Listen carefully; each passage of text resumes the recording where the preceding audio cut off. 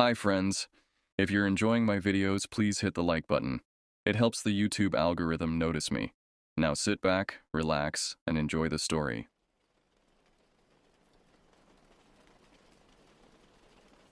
The summer of 2020 was meant to be unremarkable. I had just finished my sophomore year at Westridge High, and like many summers before, I was headed to Camp Pinewood near the Blue Ridge Mountains in North Carolina. At 16, I was reaching that age where summer camp could either be the highlight of your year or an obligation you tolerated for your parents' sake. For me, it had always been the former, until that summer. Camp Pinewood was a modest operation run by First Community Church of Raleigh. Nothing fancy. Wooden cabins arranged in a horseshoe around a central fire pit, a mess hall that doubled as an assembly area, and a small lake for swimming and canoeing.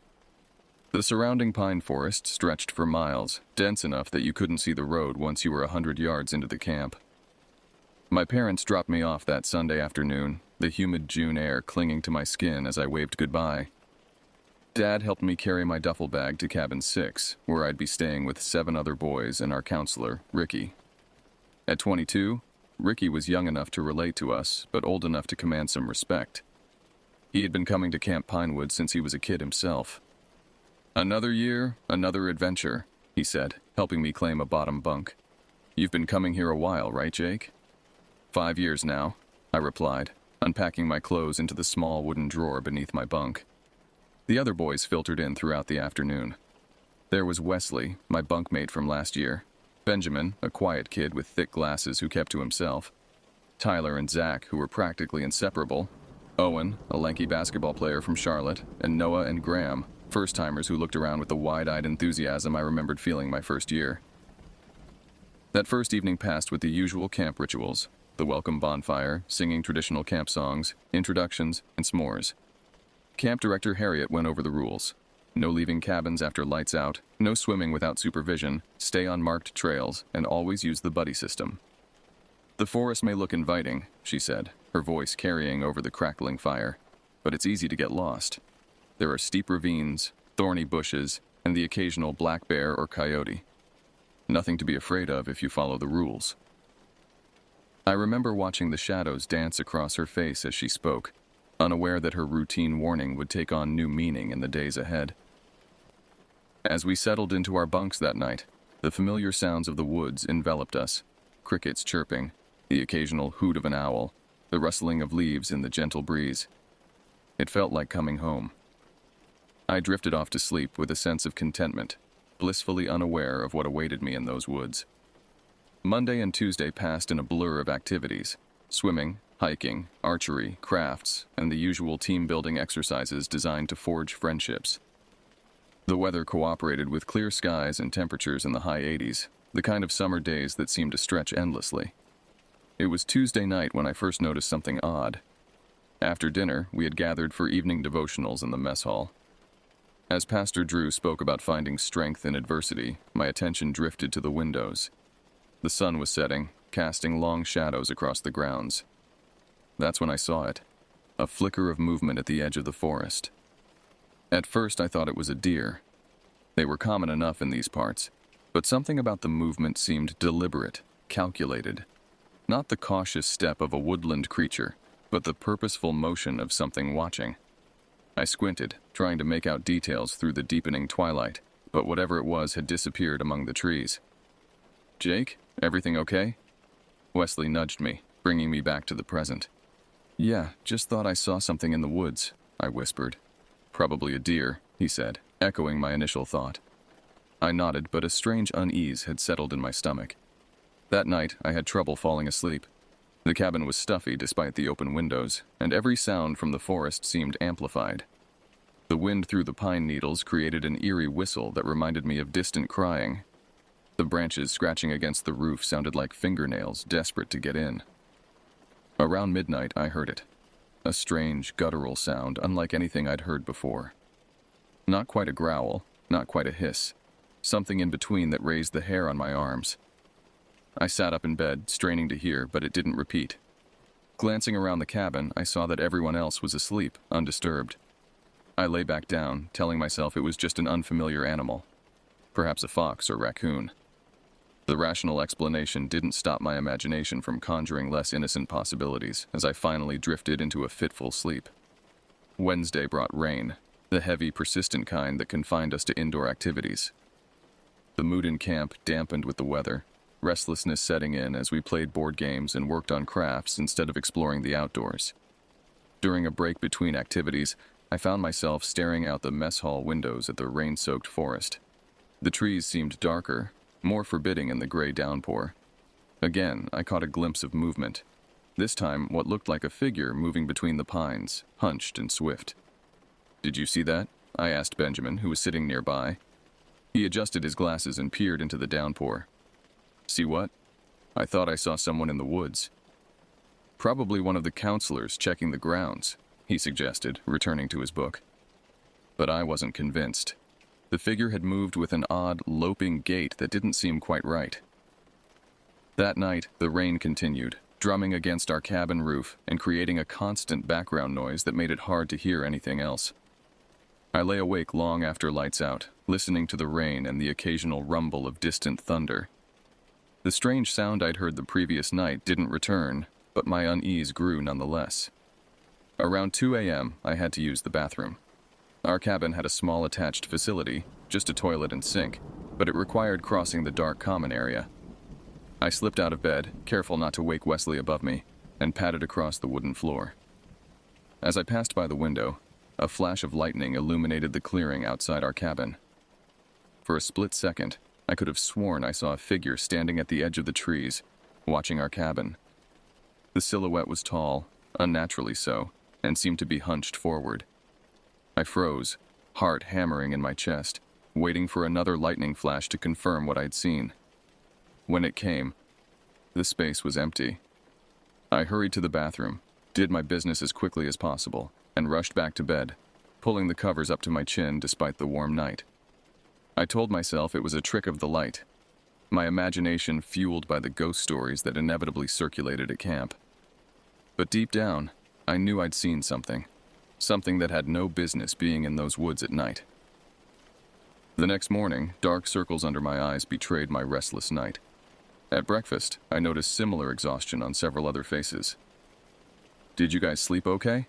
I asked, poking at my scrambled eggs. "I kept hearing weird noises," Zach admitted. "Like something was walking around the cabin." "Probably raccoons," Ricky interjected from the end of the table. "They get bolder when it rains, looking for shelter or food." His explanation made sense, but didn't fully dispel my concerns. Raccoons didn't stand 6 feet tall at the edge of the forest. Thursday night marked a turning point. The rain had finally stopped, leaving the forest damp and fragrant with pine and wet earth. We'd spent the day hiking muddy trails and playing capture the flag, making up for lost time outdoors. Exhaustion should have guaranteed deep sleep, but as darkness settled over Camp Pinewood, that strange restlessness returned to me. I heard it again around 11 p.m., that unidentifiable sound, closer now. It seemed to come from just outside our cabin window, a wet, rasping noise that could have been breathing or some animal call I'd never encountered. This time, I wasn't the only one who noticed. "What is that?" Wesley whispered from the bunk above me. "I don't know," I replied, equally quiet. "I heard it Tuesday night too." We listened together as the sound faded, then stopped completely. The cabin was silent except for Noah's soft snoring from across the room. "Should we tell Ricky?" Wesley asked. I considered it, but what would we say? That we heard a strange noise outside? It didn't seem worth waking our counselor. "Let's see if it comes back," I suggested. "Probably just an animal." Wesley agreed, and we both attempted to go back to sleep. But curiosity nagged at me, making real rest impossible.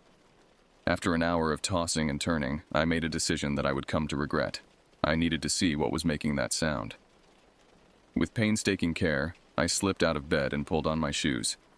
The flashlight from my backpack would be too bright, possibly waking the others, so I opted to use the dim light from my watch instead. Moving silently, I crept to the cabin door, wincing at every creak of the old wooden floorboards. Outside, the night was clear and cool after the rain. A half moon cast enough light to navigate by, transforming the familiar campground into an alien landscape of silver and shadow. The smell of wet pine was overwhelming, mixing with the lingering scent of that evening's campfire.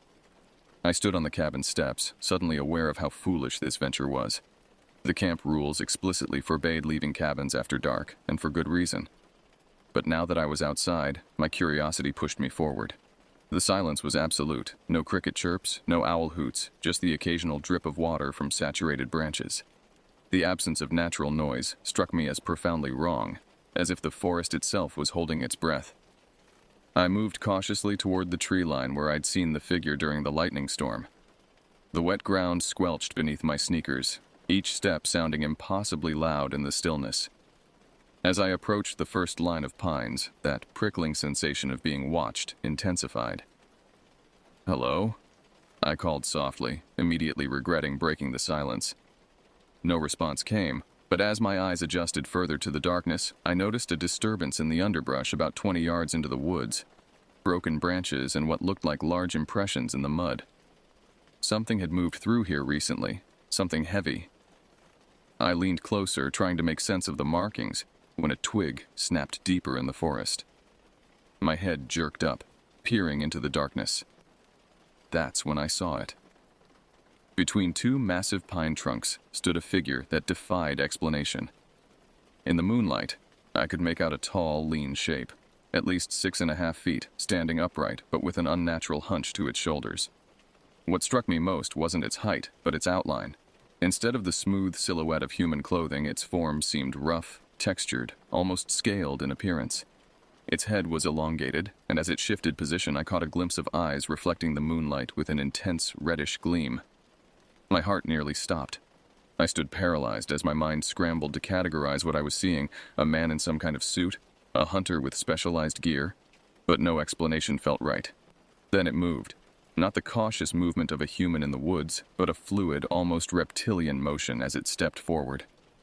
A low hiss emerged from its direction, the same sound I'd been hearing outside our cabin. Terror finally broke my paralysis. I stumbled backward, nearly falling as my heel caught on a root. The movement seemed to trigger something in the creature, and it surged forward with horrifying speed, that hiss rising to a rasping screech. I ran. Faster than I'd ever moved in my life, I sprinted back toward Cabin 6, my lungs burning and legs pumping desperately. I could hear it behind me, branches breaking, that terrible sound growing louder. I didn't look back, focused only on the cabin door that seemed impossibly far away. When I reached the steps, I practically threw myself against the door, fumbling with the handle before bursting inside. My entrance was far from quiet. I tumbled into the common area with a crash that startled everyone awake. Lights flicked on as Ricky jumped from his bed, looking disheveled and alarmed. "What the hell?" he demanded, taking in my mud-covered clothes and terrified expression. The words tumbled out of me in a panicked rush. The sounds, the figure in the woods, how it had chased me. The other boys gathered around wide-eyed as I described what I'd seen. "It was like a man, but not a man," I gasped, still struggling to catch my breath. "It moved wrong, and its skin, it wasn't skin at all." Ricky's expression shifted from concern to skepticism as my story unfolded. "Jake, calm down," he said firmly. "You know you're not supposed to leave the cabin at night." "I know, but no buts. You probably saw a deer or a bear. They can look pretty scary in the dark, especially when you're already spooked." He moved to the window, shining his heavy-duty flashlight out into the darkness. The powerful beam swept across the clearing, illuminating nothing but trees and shadows. "See? Nothing there," he said, turning back to me. "Look, I get that the noises freaked you out, but there's a rational explanation. Could have been anything. A coyote, a raccoon, even a bobcat." None of those explanations matched what I'd seen, but Ricky's mind was made up. He instructed everyone to go back to bed, promising to report the incident to Pastor Drew in the morning and check the perimeter of the camp. As we settled back into our bunks, the other boys peppered me with whispered questions. What exactly had I seen? Was I sure it wasn't just a person? Did it really chase me? I answered as best I could, but the terror of the encounter had left me shaken, my memories already clouding with doubt. Had I really seen what I thought I saw? Could it have been a confused hiker or a park ranger in unusual gear? But deep down, I knew. Whatever had watched me from those trees wasn't human. The next morning, I awoke exhausted after barely sleeping. The events of the previous night seemed almost dreamlike in the bright sunlight streaming through the cabin windows.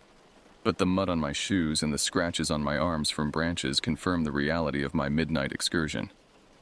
At breakfast, Pastor Drew pulled me aside. Ricky had informed him of the incident, and his expression was a mixture of concern and disapproval. "Jake, Ricky tells me you were outside after curfew last night," he began, his voice low enough that the other campers couldn't hear. "Yes, sir," I admitted. "I heard strange noises and wanted to investigate." "And you think you saw something in the woods?" I hesitated, knowing how it would sound. "Yes, it was tall, with reddish eyes. It moved wrong, not like a person or an animal I've ever seen." Pastor Drew's frown deepened. "Jake, these woods can play tricks on your mind, especially at night. Your imagination, combined with shadows and unfamiliar wildlife, can create some pretty frightening images." "But it chased me," I insisted. "I heard it behind me." He placed a firm hand on my shoulder. "I understand you believe what you saw was real.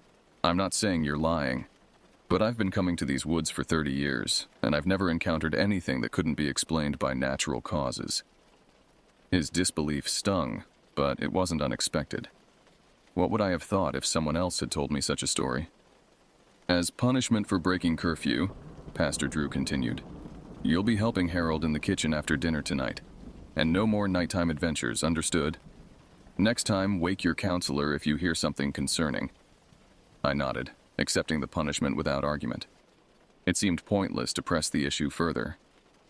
Throughout the day, word of my experience spread through the camp like wildfire. Some campers were fascinated, begging for details, while others openly mocked me. Wesley, to his credit, stood by my side. "I heard the noises too," he told anyone who would listen. Something weird was definitely out there. But without having seen the creature himself, his support only went so far. By afternoon, the story had evolved into camp legend status, with younger campers adding their own embellishments. I overheard one claiming the lizard man had glowing eyes and claws the size of kitchen knives. During free time, I found myself drawn to the edge of the forest again, this time in broad daylight and with several curious followers. The mud where I'd seen the impressions had dried, making it difficult to discern any clear tracks. But I did find broken branches and disturbed underbrush that confirmed something had moved through the area. "Maybe it was one of those Bigfoot creatures," offered Graham, who had appointed himself my chief supporter. "My uncle swears he saw one in Tennessee once." "It wasn't Bigfoot," I said firmly. "It moved differently, more like, I don't know, a lizard standing upright."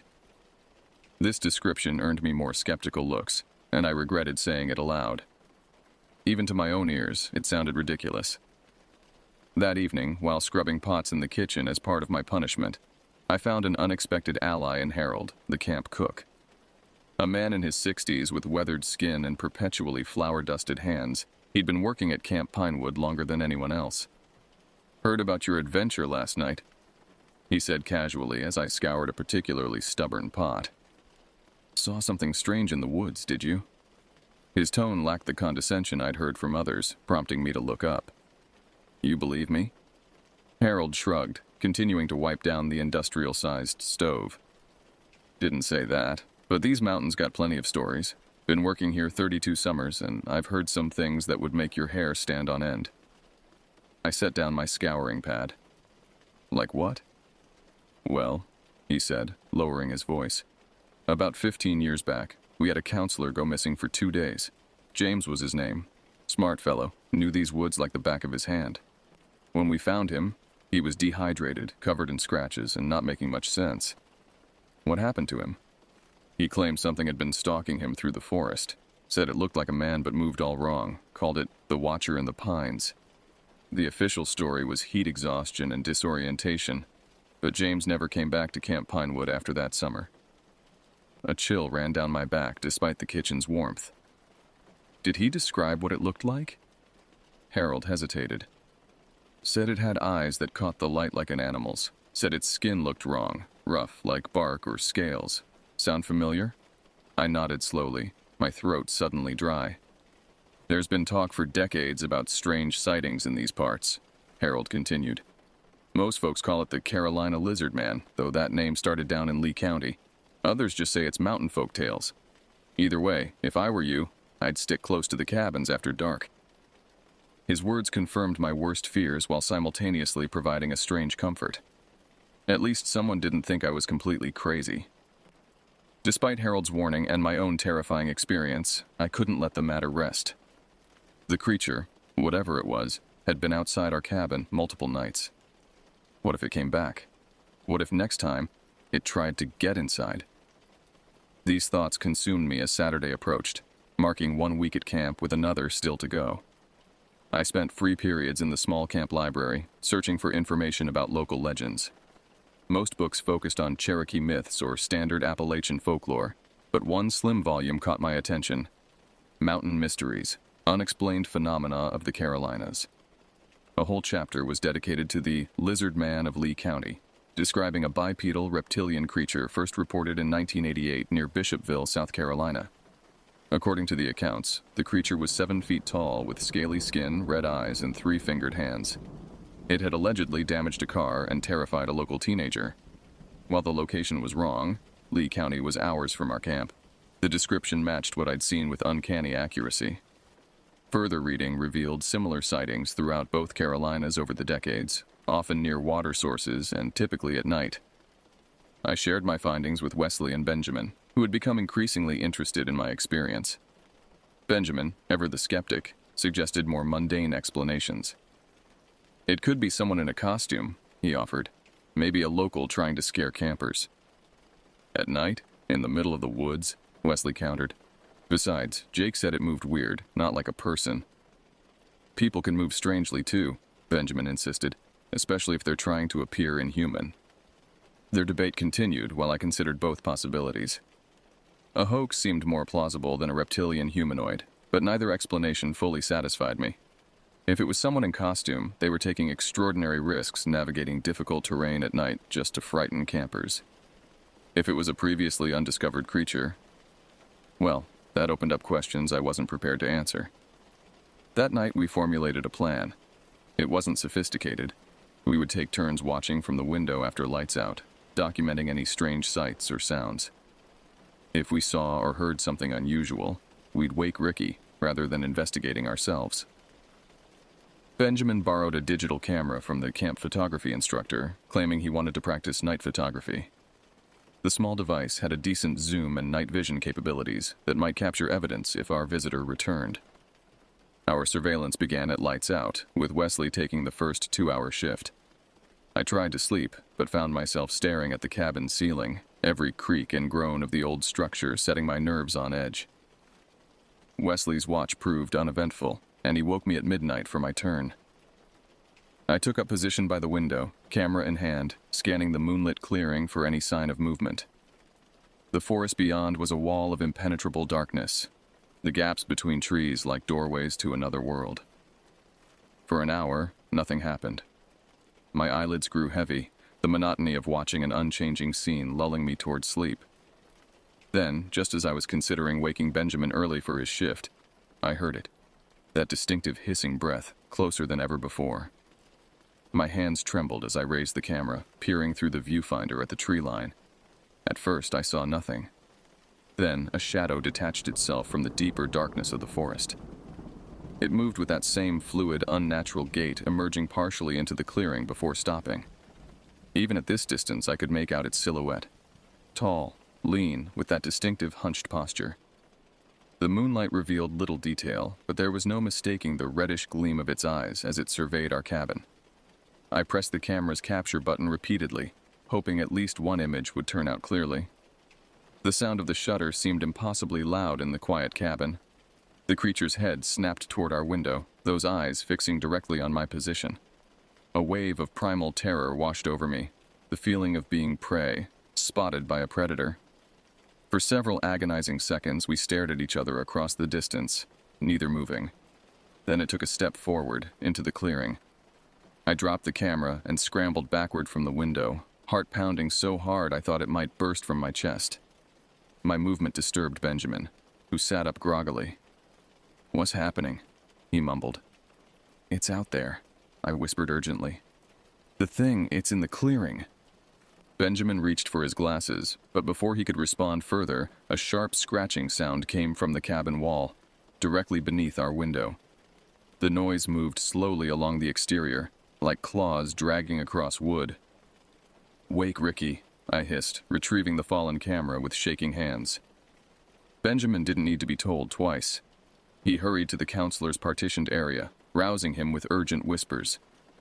By the time they returned, the scratching had circled halfway around the cabin, now at the back wall. "What's going on?" Ricky demanded, looking more irritated than concerned. "The thing Jake saw, it's outside," Benjamin explained, his skepticism apparently forgotten in the face of the unsettling sounds. "We heard it scratching on the walls." Ricky's expression hardened. "This isn't funny, guys." "We're not joking," I insisted, holding up the camera.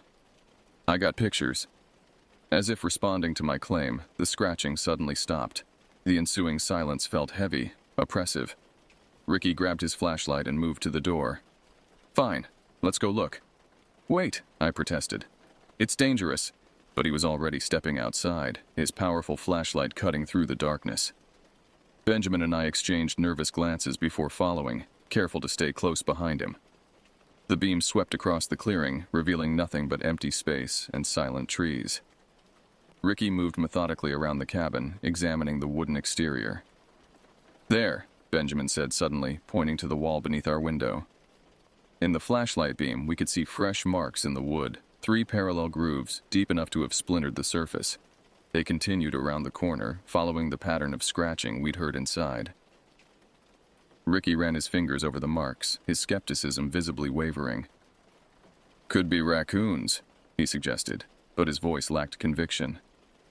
"Raccoons don't make claw marks 5 feet off the ground," I pointed out, "and they don't have claws that big." The counselor straightened up, his expression troubled. "Let's get back inside. I'll report this to Pastor Drew in the morning." Once back in the cabin, I showed him the photos I'd taken. Most were blurry or showed nothing but darkness, but one captured the silhouette clearly enough. A tall figure at the edge of the trees, those distinctive reflective eyes visible as bright points in the night. Ricky studied the image for a long time, his previous dismissiveness gone. "I don't know what this is," he admitted finally. "But whatever it is, we're not taking any chances. Nobody leaves this cabin tonight." None of us argued with that instruction. Sunday morning brought panic to Camp Pinewood. The claw marks weren't limited to our cabin. Overnight, 4 other cabins had been similarly marked, and the mess hall door showed signs of something trying to force entry. Deep tracks in the mud suggested whatever had visited us had circled the entire campground. Pastor Drew called an emergency meeting after breakfast, his typically calm demeanor replaced by obvious concern. "Last night, several buildings were vandalized," he announced to the assembled campers and staff. "As a precaution, we're implementing additional safety measures. No one is to be outside alone, day or night. Evening activities will conclude earlier, and security patrols will monitor the grounds overnight." He didn't mention my sighting or the nature of the vandalism, but rumors spread quickly. Some blamed local teenagers, others suggested a bear or mountain lion, but I noticed the staff exchanging worried glances that suggested they knew more than they were saying. After the meeting, I approached Pastor Drew with my camera, showing him the clearest image I'd captured. "This is what I saw," I told him. "The same thing that made those marks." He studied the photo, his frown deepening. "I've called the Forest Service," he said finally. "They're sending rangers to investigate. Until then, we're treating this as a potential wildlife incursion." "That's not wildlife," I insisted. "At least, not any kind I've ever heard of." Pastor Drew sighed, handing the camera back. "Jake, I appreciate your concern, but causing a panic won't help anyone. Whatever this is, the proper authorities will handle it." I wanted to argue further, but recognized the futility. Instead, I joined Wesley and Benjamin in comparing notes about the previous night. Both had been thoroughly converted from skepticism to belief after seeing the claw marks and hearing the creature's movements. "My dad hunts," Wesley said quietly as we sat at a picnic table, well within the camp's central area as instructed. "I've seen bear claw marks. These were different, deeper, more deliberate, and bears don't go around to multiple cabins like that." "What about your lizard man theory?" Benjamin asked me. "The book said the original sightings were in South Carolina, right?" Could it have migrated north? The question highlighted the absurdity of our situation.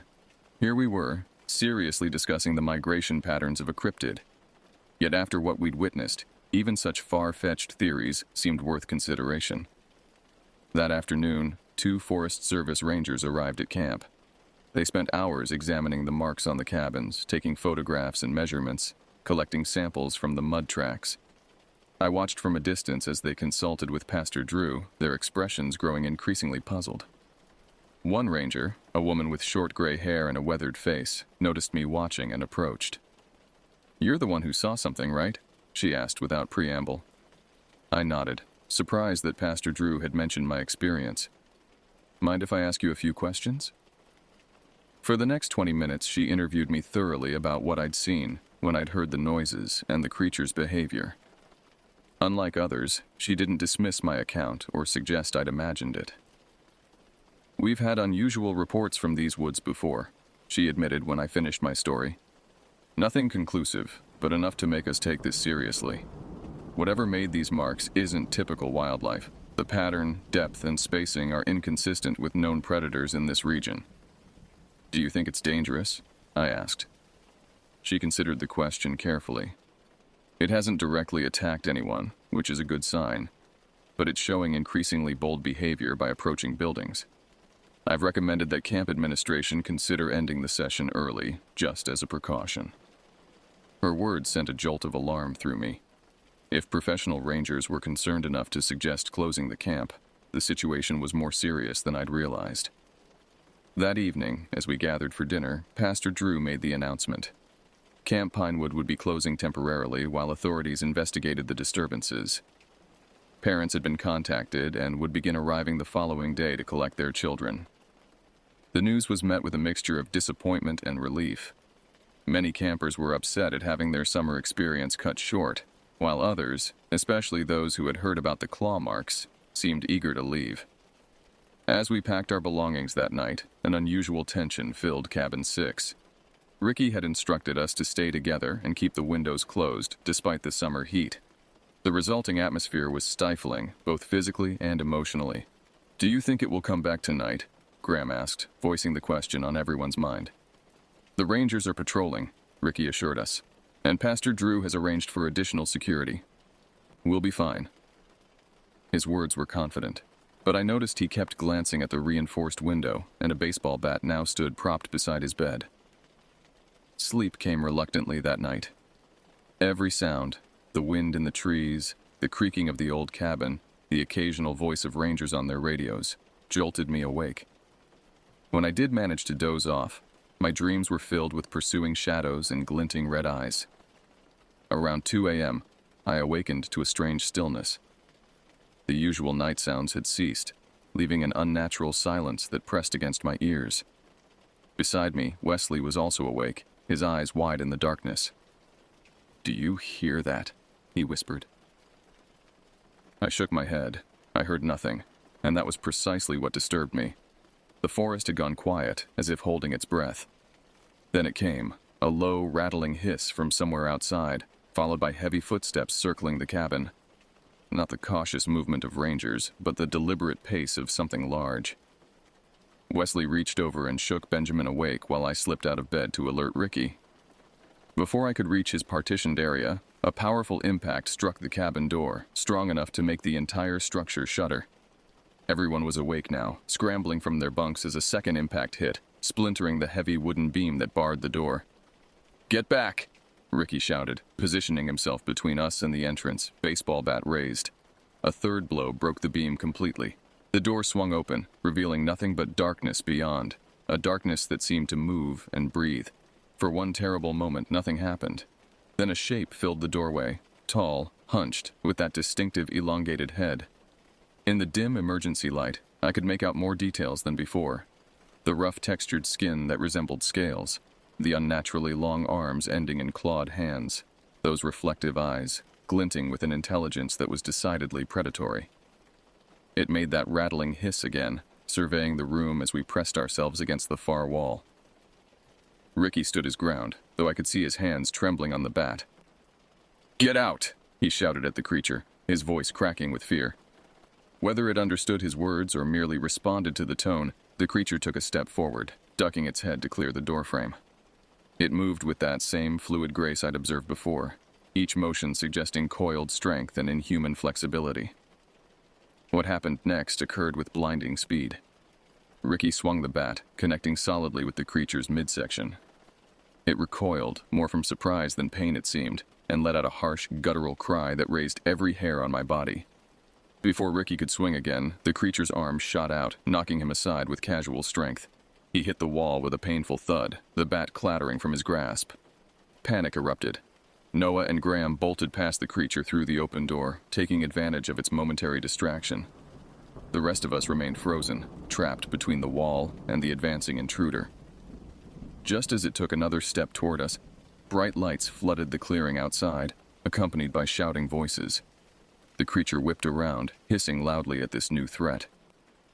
Through the doorway, I could see ranger vehicles, their spotlights illuminating the area. Several uniformed figures approached, weapons drawn. The creature hesitated only briefly before retreating through the door, moving with that distinctive loping run. Gunshots rang out, followed by more shouting and the crashing sound of something large moving rapidly through underbrush. Minutes later, rangers rushed into our cabin, checking for injuries and herding us outside to the relative safety of their vehicles. In the confusion, I glimpsed figures pursuing something into the woods, flashlight beams bouncing through the trees before disappearing into the darkness. We spent the remainder of the night in the mess hall, huddled together with campers from other cabins as rangers and local police secured the perimeter. Noah and Graham were found hiding in the bathhouse, shaken but unharmed. Ricky suffered a bruised shoulder, but nothing more serious. By dawn, a decision had been made. Camp Pinewood would close immediately. Parents were being contacted to collect their children as soon as possible. My mother arrived around noon on Monday, her face tight with worry as she emerged from her car. I ran to her, the relief of seeing her overwhelming after the previous night's terror. "Are you all right?" she demanded, holding me at arm's length to check for injuries. They wouldn't tell me exactly what happened, just that there was some kind of incident. "I'm fine," I assured her, though fine hardly described my mental state. "I'll explain in the car." As we loaded my hastily packed belongings into the trunk, I noticed Forest Service vehicles still parked around the camp, rangers conferring in small groups. Yellow police tape cordoned off areas of the forest edge, and men with tracking dogs moved methodically through the underbrush. Whatever they were looking for, they hadn't found it yet. Pastor Drew approached as we prepared to leave, his expression grave. "Jake, I owe you an apology," he said quietly. "I should have taken your concerns more seriously from the beginning." I nodded, accepting his words without comment. Vindication brought little satisfaction after what we'd experienced. "Do they know what it was?" I asked, gesturing toward the search teams. He hesitated. "They're still investigating. The official statement mentions an aggressive, unidentified wildlife specimen, but..." His voice trailed off, the unspoken implications hanging between us. "Will the camp reopen?" "Not this summer," he admitted. "Beyond that, I don't know." As we drove away, I watched Camp Pinewood recede in the side mirror, the familiar buildings looking somehow smaller, more vulnerable against the backdrop of the vast forest. The pines seemed to close ranks behind us, guarding their secrets. In the car, I told my mother everything: the noises, the sightings, the attack on our cabin. To her credit, she listened without interruption, her knuckles whitening on the steering wheel as my story unfolded. "The Rangers will find it," she said when I finished, though her tone lacked conviction. Whatever it was. I didn't argue, but I knew better. The forest was vast, with countless places to hide.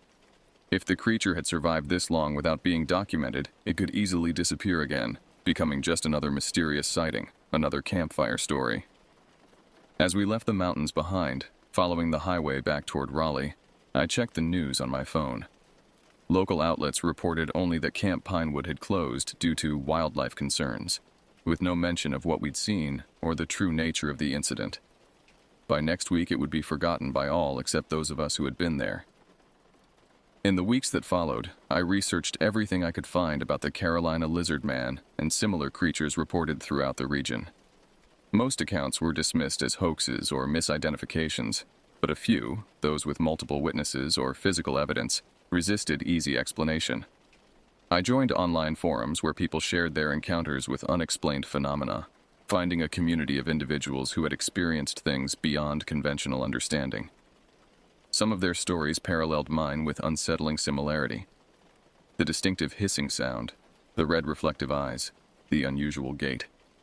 Wesley and Benjamin stayed in touch, our shared experience creating a bond that transcended our previous casual friendship. We compared notes, shared research, and sometimes just talked about that night when our understanding of the world had fundamentally changed. The Rangers never announced finding anything unusual in the woods surrounding Camp Pinewood.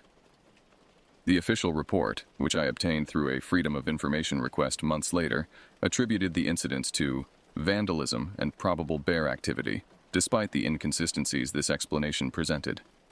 Camp Pinewood remained closed the following summer. When I drove past the entrance a year later, the sign had been removed and weeds choked the driveway. Whatever had happened there, the church had decided not to reopen the facility. Sometimes at night, when I lie awake listening to the familiar sounds of my suburban neighborhood, my mind drifts back to those woods. I wonder if it's still there, watching from the shadows between the pines, waiting for the next unwary camper to venture out after dark. I wonder if anyone would believe them if they saw it. The Carolina lizard man, or whatever name you prefer for the thing that hunted us that summer, remains a mystery, neither proven nor disproven. Official denial doesn't erase what we experienced, what we saw with our own eyes in the harsh light of truth and terror. The forest keeps its secrets well, but sometimes, in the deep of night, those secrets find a way to make themselves known, challenging our comfortable assumptions about the world and what might lurk at its edges. I haven't been camping since that summer. Some risks aren't worth taking twice.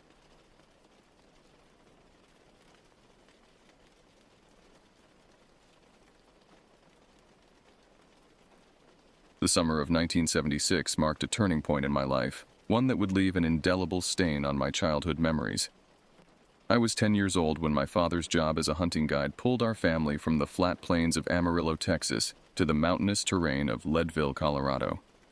The town sat nestled in the heart of the Rocky Mountains at an elevation that made my chest tighten with each breath during those first few days. My mother, Joanne, tried to mask her apprehension with forced enthusiasm as we drove through Main Street, passing weathered storefronts and locals who stared at our Texas license plates with unmasked curiosity.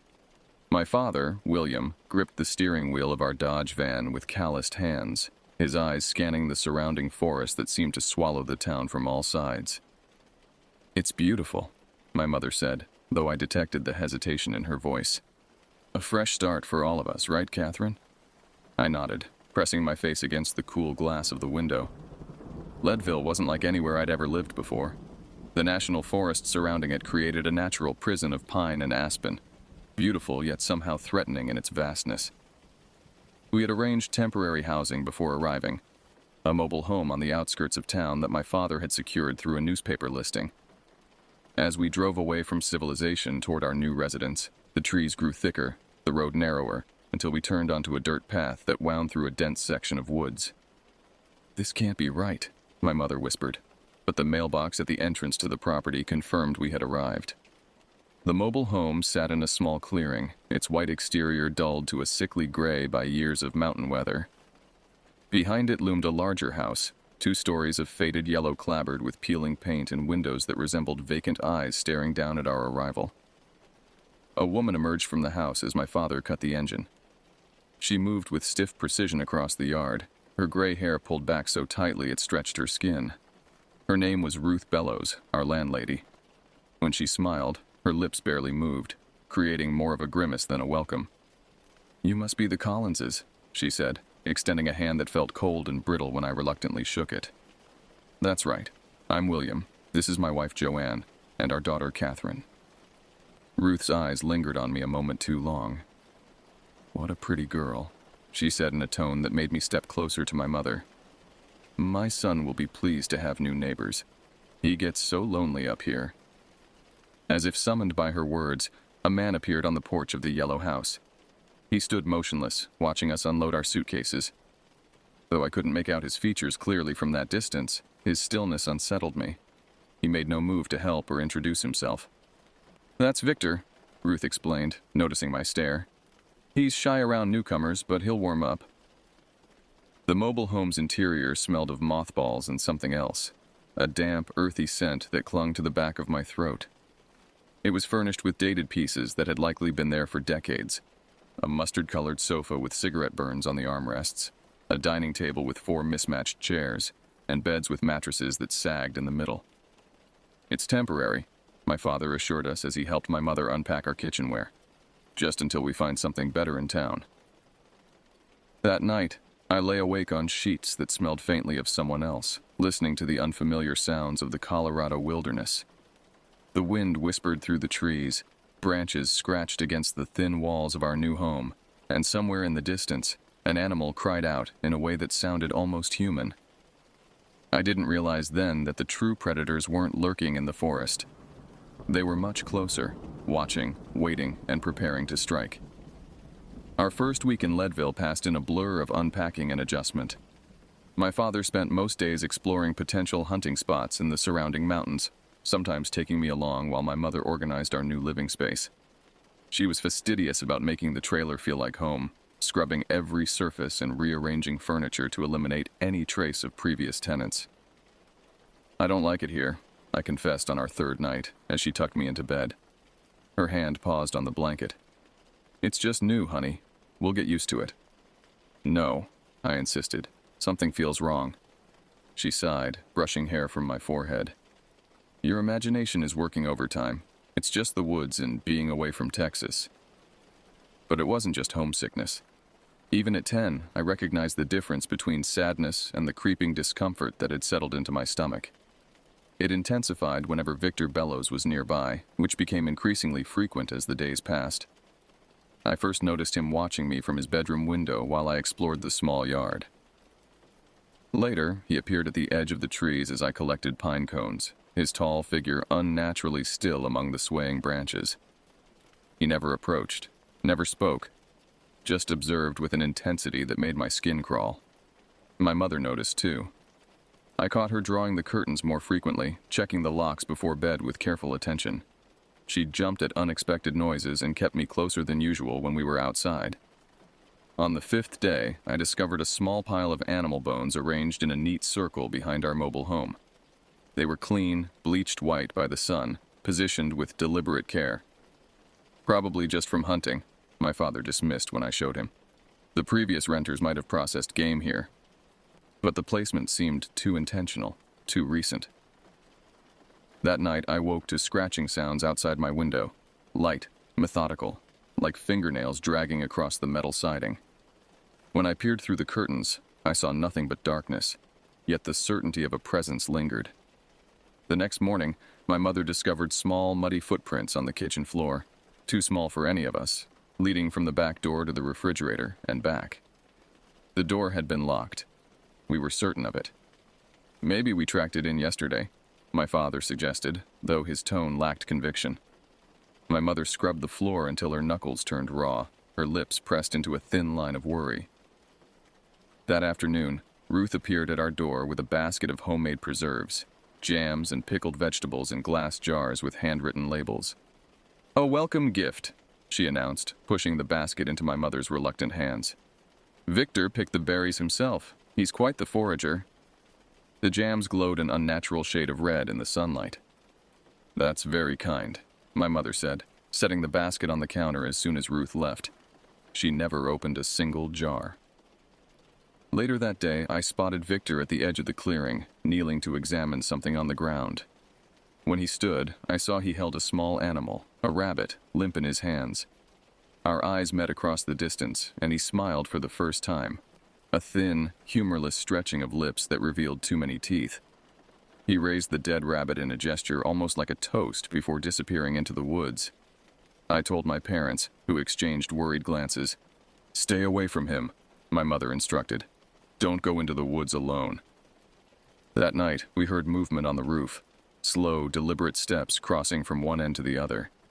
My father grabbed the flashlight and his hunting knife, stepping outside to investigate while my mother and I huddled together on the sofa.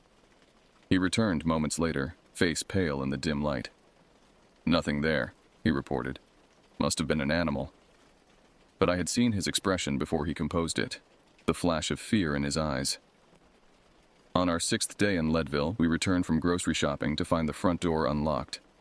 My mother froze on the steps, keys dangling from her fingers. "I locked it," she whispered. "William, I know I locked it." My father pushed past her, entering cautiously. Maybe it didn't catch properly. The interior appeared undisturbed, nothing missing, nothing moved, but an unfamiliar scent hung in the air, musky and human. My mother checked every closet, every hiding place, while my father examined the locks for signs of tampering. That night, we pushed the dining table against the door before going to bed. None of us slept well, listening for sounds of intrusion that never came. The silence felt more threatening than noise would have been, as if something was waiting, holding its breath alongside us in the darkness. The 7th day began with deceptive normalcy. My father had planned a day trip to scout potential hunting locations deeper in the mountains, and for once, my mother agreed to accompany him, bringing me along rather than leaving me alone at the mobile home. The mountain air felt cleaner away from the Bellows property, and I remember laughing for the first time since our arrival as we picnicked beside a stream. "See? It's not all bad here," my father said, watching me wade in the shallow water. My mother smiled, but her eyes remained vigilant, scanning the tree line periodically. Even miles away, the unease followed us. We returned late afternoon, the sun already beginning its descent behind the mountains. My father pulled up to our mobile home and cut the engine, frowning at the strange stillness of the property. "The Bellows truck is gone," he noted. My mother visibly relaxed. "Good. Let's get dinner started." As we approached our door, she stopped abruptly. "William," she said, her voice tight. "The door." Once again, it stood unlocked, though my mother had checked it 3 times before we left. My father entered first, body tense as he surveyed the interior. Nothing appeared disturbed, yet all of us sensed the violation of our space, the invisible fingerprints of an intruder lingering on our possessions. "I'm calling the sheriff tomorrow," my father declared. "This has gone far enough." My mother nodded, moving mechanically to the kitchen to prepare dinner. She pulled orange juice from the refrigerator, pouring glasses for herself and me while my father washed up. I watched her set my glass on the table, then turned back to retrieve milk for the mashed potatoes she planned to make. What happened next unfolds in my memory with horrifying clarity. My mother opened the milk carton and began pouring, then stopped, staring at the liquid as it splattered into the bowl. Rather than flowing smoothly, it came out in thick, chunky globs. "That's strange," she murmured, examining the carton. "It shouldn't be expired." She lifted her orange juice, taking a long drink while studying the milk with a frown. I reached for my own glass, but something, perhaps a child's instinct for self-preservation, made me hesitate. Within minutes, my mother's behavior changed. She placed a hand against the counter to steady herself, blinking rapidly. "Joanne?" My father looked up from setting the table. "What's wrong?" "I don't..." She swayed, her face draining of color. "Something's not right." She lurched toward me suddenly, knocking my untouched glass into the sink with frightening urgency. "Don't drink it," she gasped, clutching her stomach. "William, something's in the juice. I need a hospital." My father moved with startling speed, lifting my mother as her knees buckled. Her body began trembling, eyes rolling back as foam gathered at the corners of her mouth. "Catherine, get in the van!" he shouted, carrying my mother through the door. I followed in terror, watching my mother's convulsing form in the back seat as my father sped down the dirt road. She drifted in and out of consciousness, sometimes murmuring incoherently, sometimes lying so still I feared she had died. The nearest hospital was 15 miles away, in a neighboring town larger than Leadville. Every minute of that journey stretches in my memory, expanded by fear into what felt like hours. I remember praying, simple, desperate pleas to whoever might be listening, as tears streamed down my face. "Stay with me, Joanne," my father kept repeating, one hand on the wheel, the other reaching back to touch her arm. "We're almost there." By the time we screeched to a halt at the emergency entrance, my mother had lost consciousness entirely. Medical staff rushed out with a gurney, bombarding my father with questions as they whisked her away. "I think she's been poisoned," he told them, his voice breaking. The orange juice. Someone put something in our orange juice. They took us to a sterile waiting room where a nurse brought me a cup of water I was too frightened to drink. My father paced relentlessly, stopping nurses for updates they couldn't provide. After what seemed an eternity, a doctor emerged, her expression grave but not devastating. "Your wife is stable," she told my father. "We've pumped her stomach and are administering activated charcoal. Whatever was in her system appears to be some kind of household chemical, possibly antifreeze based on initial symptoms." Antifreeze? My father's face contorted with rage and disbelief. "In our refrigerator?" "The sheriff will want to investigate," the doctor said. This wasn't accidental. I watched my father's hands clench into fists, his knuckles turning white as the reality settled over us both. Someone had deliberately tried to harm us, to kill us, and had nearly succeeded. The hospital lights buzzed overhead, harsh and unforgiving, as we waited to learn if my mother would fully recover. In that moment, the true horror of our situation became clear. We had been marked as prey. The hospital corridor seemed to stretch endlessly, its fluorescent lights casting everyone in a sickly pallor that matched my mother's complexion as she lay connected to monitors and IV lines. A police officer had arrived to take my father's statement, guiding him to a small consultation room while a nurse sat with me, offering bland reassurances that did nothing to ease the knot of fear in my stomach. Hours passed in that timeless way unique to hospitals and emergencies. Eventually, the doctor returned with cautious optimism. "Mrs. Collins is responding well to treatment," she informed us. "We'll need to keep her overnight for observation, but barring complications, she should be able to go home tomorrow." Home. The word, once comforting, now carried sinister implications. My father nodded grimly, his face haggard with exhaustion and worry. "Can I see her?" he asked. "Briefly. She's still quite weak." My mother looked smaller somehow, diminished against the white hospital sheets. Her eyes, when they focused on us, contained a new wariness I'd never seen before. "Catherine," she whispered, extending a trembling hand that I rushed to hold. "You didn't drink any?" I shook my head, tears spilling. "No, Mom." Relief washed over her features. "Good girl." My father leaned down to kiss her forehead. "Rest now. We'll sort everything out." As we prepared to leave, my father would return to the mobile home to pack essentials for the night, while I would stay with my mother. A nurse stopped us in the hallway. Her name tag read Nurse Beverly, and something in her expression made us pause. "Mr. Collins," she said quietly, glancing around to ensure we were alone. "I need your address for the paperwork." My father provided it, and I watched her face change, eyes widening slightly before she composed herself. "The Bellows property?" she confirmed, lowering her voice further. My father nodded. "We're renting the mobile home from them. Why?" Beverly hesitated, appearing to weigh professional discretion against some internal moral compass. Compassion won out. "You need to leave that place," she said firmly, "as soon as possible." "We've already decided to move after what happened," my father assured her. "No, you don't understand." She gripped his arm with surprising strength. "Those people, the Bellows, there's something wrong with them." My father's posture stiffened. "What do you mean?" Beverly drew us into an empty waiting area, speaking in urgent whispers. "I've lived in this area my whole life. There have been incidents. Travelers, seasonal workers, renters. People disappear from that property." "Disappear?" I echoed, my voice small. She nodded grimly. 3 documented cases in the last decade. People pass through, rent from the Bellows, then vanish. Personal items left behind, vehicles abandoned. She looked at my father intently. "Police investigated, but the Bellows always had explanations. Renters leaving suddenly in the night, breaking leases without notice." "And the police believed them?" my father asked incredulously. "Small town," Beverly shrugged.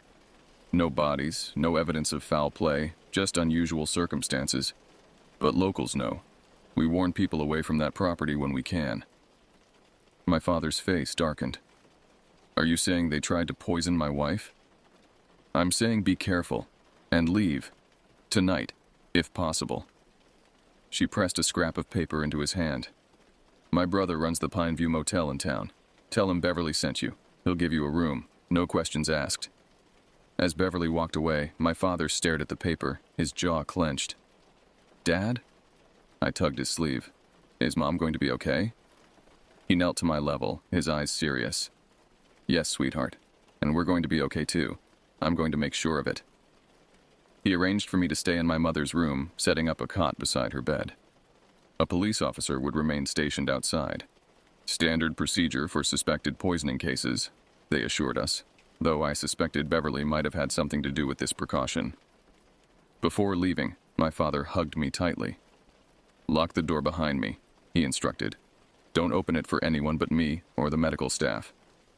Alone with my semi-conscious mother, I sat rigidly in the visitor's chair, jumping at every shadow and footstep in the hallway. The hospital sounds, beeping monitors, squeaking shoes on linoleum, distant announcements over the intercom, formed a soundtrack to my mounting dread. What if my father encountered the Bellows at the property? What if they realized we knew? What if he didn't come back? My imagination conjured horrific scenarios.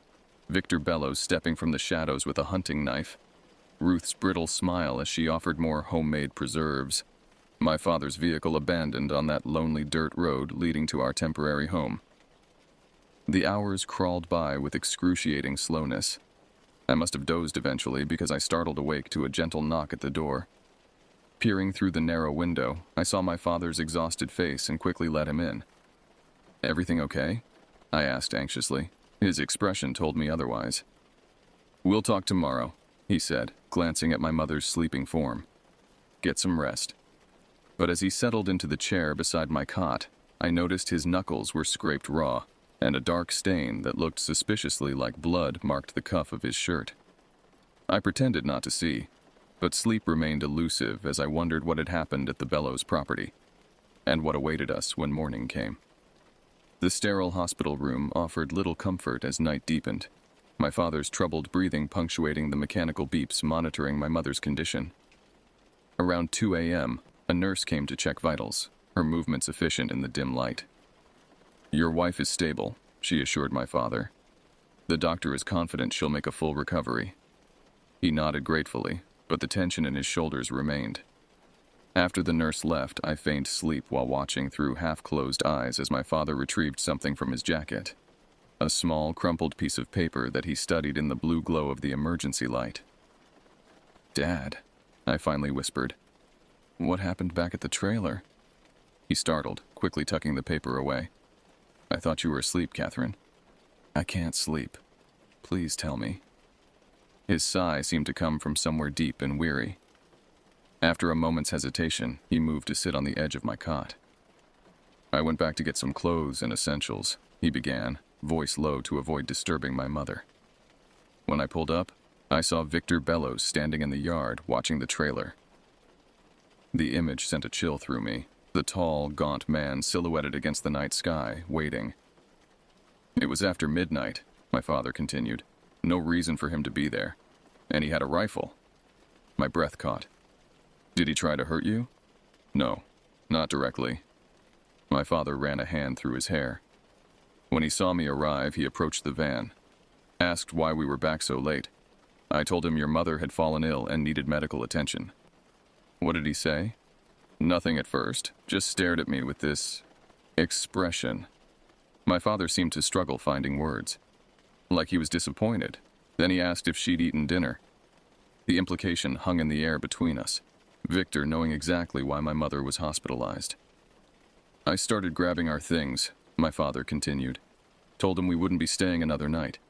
He followed me inside, watching every move. Kept asking questions about your mother, what symptoms she had, what the doctors said." I pictured Victor's lanky frame filling our doorway, his calculating eyes tracking my father's movements. When I mentioned we'd be staying at a motel until we found a new place, he became agitated. Said we'd signed a lease, couldn't just leave. My father's voice hardened. Then he mentioned you. The monitor tracking my mother's heartbeat seemed unnaturally loud in the pause that followed. "What about me?" I finally asked. He said it was a shame you'd have to be uprooted again, that you seemed to be settling in nicely. My father's hands clenched. Said he'd been watching you explore the property, that you reminded him of another little girl who'd stayed there years ago. Nausea rose in my throat as I recalled the sensation of being observed during my solitary explorations, eyes following from the tree line, from darkened windows. I told him we were leaving regardless, that I'd return for the rest of our belongings tomorrow. My father's voice dropped further. That's when he blocked the door. Said we needed to reconsider, that his mother would be very upset. What did you do? A muscle twitched in my father's jaw. I did what I had to. I'm not proud of it. I understood then, the scraped knuckles, the blood on his cuff. My father had fought his way out. He didn't follow you? I asked, glancing fearfully at the hospital room door. No. Last I saw, he was picking himself up off the porch steps. My father squeezed my hand. We're safe here tonight. Tomorrow we'll go to the motel Beverly recommended, then find a permanent place in town. What about our stuff? I'll go back with the sheriff. Don't worry about that now. But worry was all I could do, imagining the Bellows' rage, their retaliation. When my father thought I'd finally drifted off, I heard him whispering into the hospital phone at the bedside, arranging for police accompaniment to retrieve our belongings. They tried to kill my wife, he hissed into the receiver. I don't care if there's no proof yet. You need to investigate them. Whatever response he received left him dissatisfied, his frustrated exhale followed by a defeated, "Fine, just meet me there at 9. Morning arrived with harsh fluorescent clarity. My mother woke disoriented but stronger, the color returning to her cheeks. The doctor arrived early, confirming she could be discharged by afternoon. The toxicology results won't be back for days, he explained, but we're confident with supportive care, you'll recover fully.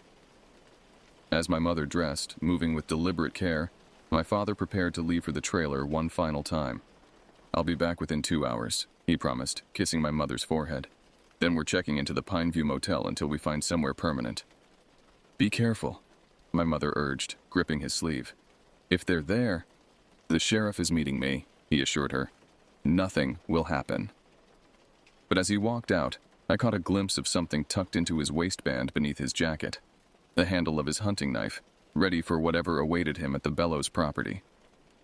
The hospital discharged my mother shortly after noon, her body still weak from the ordeal, but deemed stable enough to leave medical supervision. We waited in uncomfortable vinyl chairs near the entrance for my father, who had promised to return by 11 with our essential belongings. As the minutes ticked by with no sign of him, my mother's composure began to fracture. He should have called by now, she murmured, repeatedly checking the wall clock. Something's wrong. At 12:30, just as my mother was preparing to call the sheriff's department, my father's van appeared in the parking lot. Relief washed over us both, quickly replaced by alarm when we saw his expression as he entered, a tightly controlled mask of rage beneath which something like fear flickered. What happened? My mother asked, rising unsteadily to meet him. Not here, he replied, glancing at the hospital staff within earshot. Let's go. Once inside the van, with doors locked and the engine running, he explained in clipped sentences. The sheriff was late. By the time he arrived, I'd already gone inside. Everything had been disturbed. Drawers left open, clothes tossed about. His knuckles whitened on the steering wheel. They went through all our things, Joanne. Every single item. Were they there? My mother's voice trembled slightly. No, place was empty. Their truck was gone from the property. He pulled onto the main road, eyes constantly checking the rearview mirror. The sheriff took photos, made a report, but said there wasn't much they could do without direct evidence of tampering. What about the orange juice? I asked from the back seat. Didn't they test it? They took samples, my father confirmed. But the sheriff said it would take weeks to get results from the state lab, and even then. He trailed off, the implication clear. Nothing might come of it. We drove in tense silence to the Pineview Motel, a single-story structure of weathered wood with a flickering neon sign. The manager, Beverly's brother, a stocky man with wary eyes, checked us in efficiently, requiring minimal information and accepting cash without question. Room 12, he told my father quietly. Back corner, away from the road, good sightlines. The unspoken understanding passed between them. We were hiding, not just staying. The motel room offered little comfort beyond security. 2 double beds with thin spreads, a bathroom with yellowed tiles, a small television bolted to the wall. but the locks were new and sturdy, with an additional chain and deadbolt my father immediately secured. My mother sank onto the bed nearest the bathroom, exhaustion evident in the slump of her shoulders.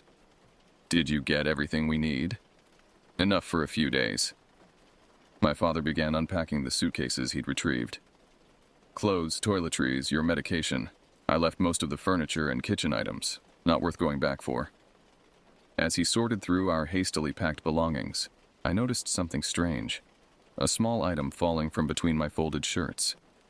A tiny carved wooden figure, roughly the shape of a person but with exaggerated limbs and no distinguishable face. "Dad," I said, holding it up.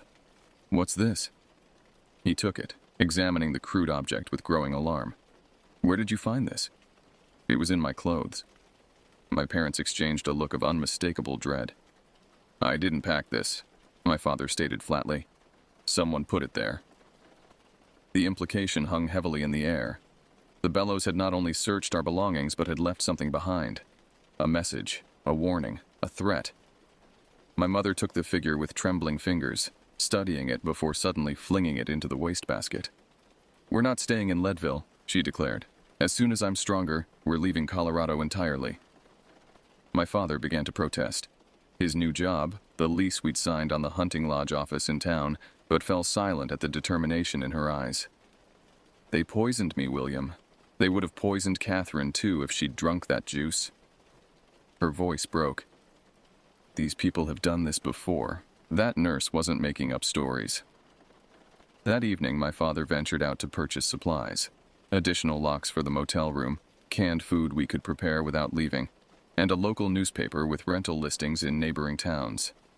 While he was gone, my mother drew me close on the bed, speaking in hushed tones. "I want you to tell me everything you noticed at the trailer," she instructed. "Anything unusual, no matter how small." I described the animal bones I'd found arranged in a circle, the footprints in the kitchen, Victor watching me from the trees. With each detail, her expression grew darker. "Why didn't you tell us sooner?" she asked. "I did," I replied, hurt evident in my voice. "You both said it was my imagination." Remorse flashed across her features as she pulled me into a tight embrace. "I'm sorry, Catherine. We should have listened." When my father returned, they conferred in whispers by the bathroom while I pretended to watch television. Their conversation grew heated at points, my father's practical concerns about money and employment clashing with my mother's absolute refusal to remain anywhere near the Bellows. Eventually, they reached a compromise. We would stay at the motel for 2 weeks while my father completed his contractual obligations at the hunting lodge, then leave Colorado for my grandmother's house in Nebraska until we could establish ourselves elsewhere. That night, sleep came fitfully, interrupted by nightmares of Victor Bellows standing over my bed, holding a glass of orange juice in one hand and the faceless wooden figure in the other. I woke gasping several times, only to find my father sitting vigilant in the chair by the door, his hunting knife on the table beside him. "It's okay," he would whisper each time. "I'm watching. Go back to sleep." But his eyes, red-rimmed and constantly moving to the window, told me he found no more comfort in our temporary sanctuary than I did. The next morning, my father left to speak with his employer, while my mother and I remained locked in the motel room. Hours later, he returned with a local newspaper, opening it to a small article tucked away on an inner page. "Suspicious fire destroys rural property." The mobile home we had fled now existed only in our memories, reduced to ash and twisted metal by what authorities called a fire of unknown origin. The article mentioned the Bellows were unharmed, their main house spared from the blaze. "They destroyed the evidence," my mother whispered. My father nodded grimly, and sent us a message. For the remainder of our time in Leadville, we lived like fugitives, changing motels every few days, using cash for all transactions, never venturing out alone. My father carried his hunting knife everywhere, while my mother kept me within arm's reach at all times. Twice we spotted Victor Bellows in town, once outside the grocery store, watching our motel from across the street, and later near the hunting lodge where my father worked. He never approached, never spoke, just observed with that same unsettling intensity, a silent promise that he hadn't forgotten us. The day we finally left Leadville, driving east toward Nebraska with our remaining possessions crammed into the van, I looked back to see a familiar truck following at a distance. It maintained this position for nearly 50 miles before finally turning back at the state line, a final reminder that some predators are patient, willing to wait for prey to return to their hunting grounds. The small apartment we eventually found in downtown Leadville offered a facade of normalcy that never quite penetrated beyond the surface of our daily lives. Located above a hardware store on Harrison Avenue, it provided what my parents valued most: proximity to other people, multiple escape routes, and no connection to the Bellows. My father had convinced my mother to stay in Colorado after securing a position with a more established hunting outfitter that offered a substantial salary increase, enough to compensate for the trauma we'd endured. The compromise: we would remain through the hunting season, saving every penny, then reassess our future before winter arrived. Our new home became a fortress of paranoia. My father installed additional deadbolts, window alarms, and a telephone with emergency numbers taped beside it. My mother established rigid protocols. No one entered alone, doors remained locked at all times, and I was never outside without adult supervision. School began in September, bringing a semblance of routine that should have been comforting, but instead created new anxieties. Each morning, my father walked me to the brick schoolhouse 3 blocks away. Each afternoon, my mother waited at the exact same spot to escort me home. The other children noticed our unusual arrangements, their curious whispers following me through the hallways. "Her family's the one that had trouble with the Bellowses," I overheard one teacher telling another. "Terrible business. Best not to ask." Gradually, we learned we weren't alone in our fear. Leadville, like many small towns, harbored secrets beneath its picturesque exterior. As my parents cautiously formed connections with neighbors and colleagues, fragments of the Bellows history emerged through careful conversations. Ruth Bellows had inherited the property from her husband, who died under circumstances locals described as strange, without elaborating. Victor, their only child, had attended Leadville's school until an incident in his early teens prompted his mother to withdraw him for home education. Now in his 30s, he rarely interacted with townspeople except when necessary, preferring the isolation of their forest property. "They keep to themselves," was the generous assessment from those inclined to charity. "Something not right with that family," was the more common sentiment, often accompanied by a meaningful glance in my direction and a change of subject. One evening in October, as autumn painted the surrounding mountains in brilliant gold and crimson, a knock at our apartment door sent my mother rushing me into the bedroom while my father approached cautiously, hand resting on the knife he still carried. "Who is it?" he called through the wood. "Beverly Hanson," came the reply, "from the hospital." My parents exchanged glances before my father verified through the peephole and cautiously admitted the nurse who had warned us months earlier. "I heard you stayed," she said without preamble, declining the offered seat. "Thought you should have this." She extended a manila envelope, which my father accepted with visible hesitation. "What is it?" "Information. Things the sheriff won't tell you." Beverly glanced at me, still hovering in the bedroom doorway. "Not for little eyes." My mother ushered me fully into the bedroom, closing the door despite my protests. I pressed my ear against the wood, catching only fragments of their hushed conversation. 4th family in 12 years. Never enough evidence. Remains found in 69 but couldn't identify. Hunting accidents reported. Watching your apartment. When the door reopened 30 minutes later, my parents' faces had transformed. My mother's drained of color, my father's set in grim determination. "We're leaving next week," he announced after Beverly departed. "I've given notice at work." That night, I woke to the sound of papers rustling in the living room. Creeping from my bed, I peered through the cracked door to see my father studying photographs spread across the coffee table, a tumbler of whiskey at his elbow. I recognized missing persons posters, newspaper clippings, and what appeared to be handwritten statements. Among them lay several photos similar to the wooden figure we'd found in my clothes. Crude carvings with distorted limbs and featureless heads. More disturbing were the images of bones. Human remains discovered in the national forest near the Bellows property, according to the notations. Evidence deemed inconclusive by authorities unwilling or unable to connect the scattered pieces. As my father methodically documented everything in a notebook, I retreated to bed. understanding for the first time that what had happened to us was merely one chapter in a longer, darker narrative, one that continued unfolding in the shadows of Leadville's mountains. The following days passed in a blur of packing and preparation.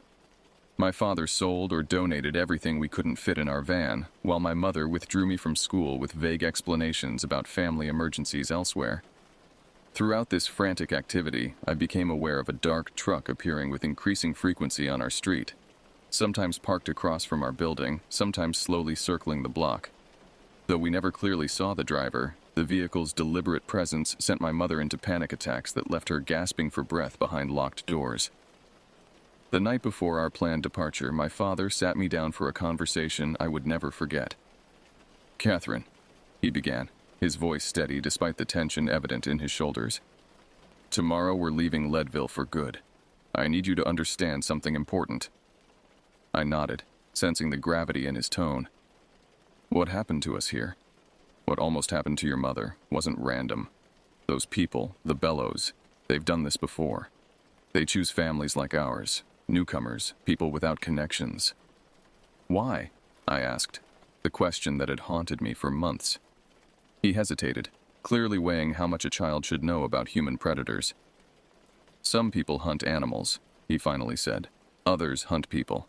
Not for food, but for something else. Something broken inside them that feeds on fear and control." The explanation, while simplified, contained enough truth to send shivers through me. My father continued, placing his weathered hands on my shoulders. "I need you to promise me something. If you ever see Victor or Ruth Bellows again, even years from now, even in another state, you run. You find people, crowds, authorities. You don't listen to anything they say. Don't go anywhere near them. Understand?" I promised solemnly, though part of me believed, hoped we were leaving the nightmare behind permanently. That night, as final preparations were completed and our few remaining possessions staged for early departure, a sound at the window jolted all of us awake around midnight, a light scratching, deliberate and rhythmic like fingernails on glass. My father approached with his hunting knife, pulling back the curtain to reveal nothing but darkness. Yet when he shined his flashlight across the pane, we all saw it. A crude figure carved from fresh wood, placed precisely on the outer sill of our second-story window.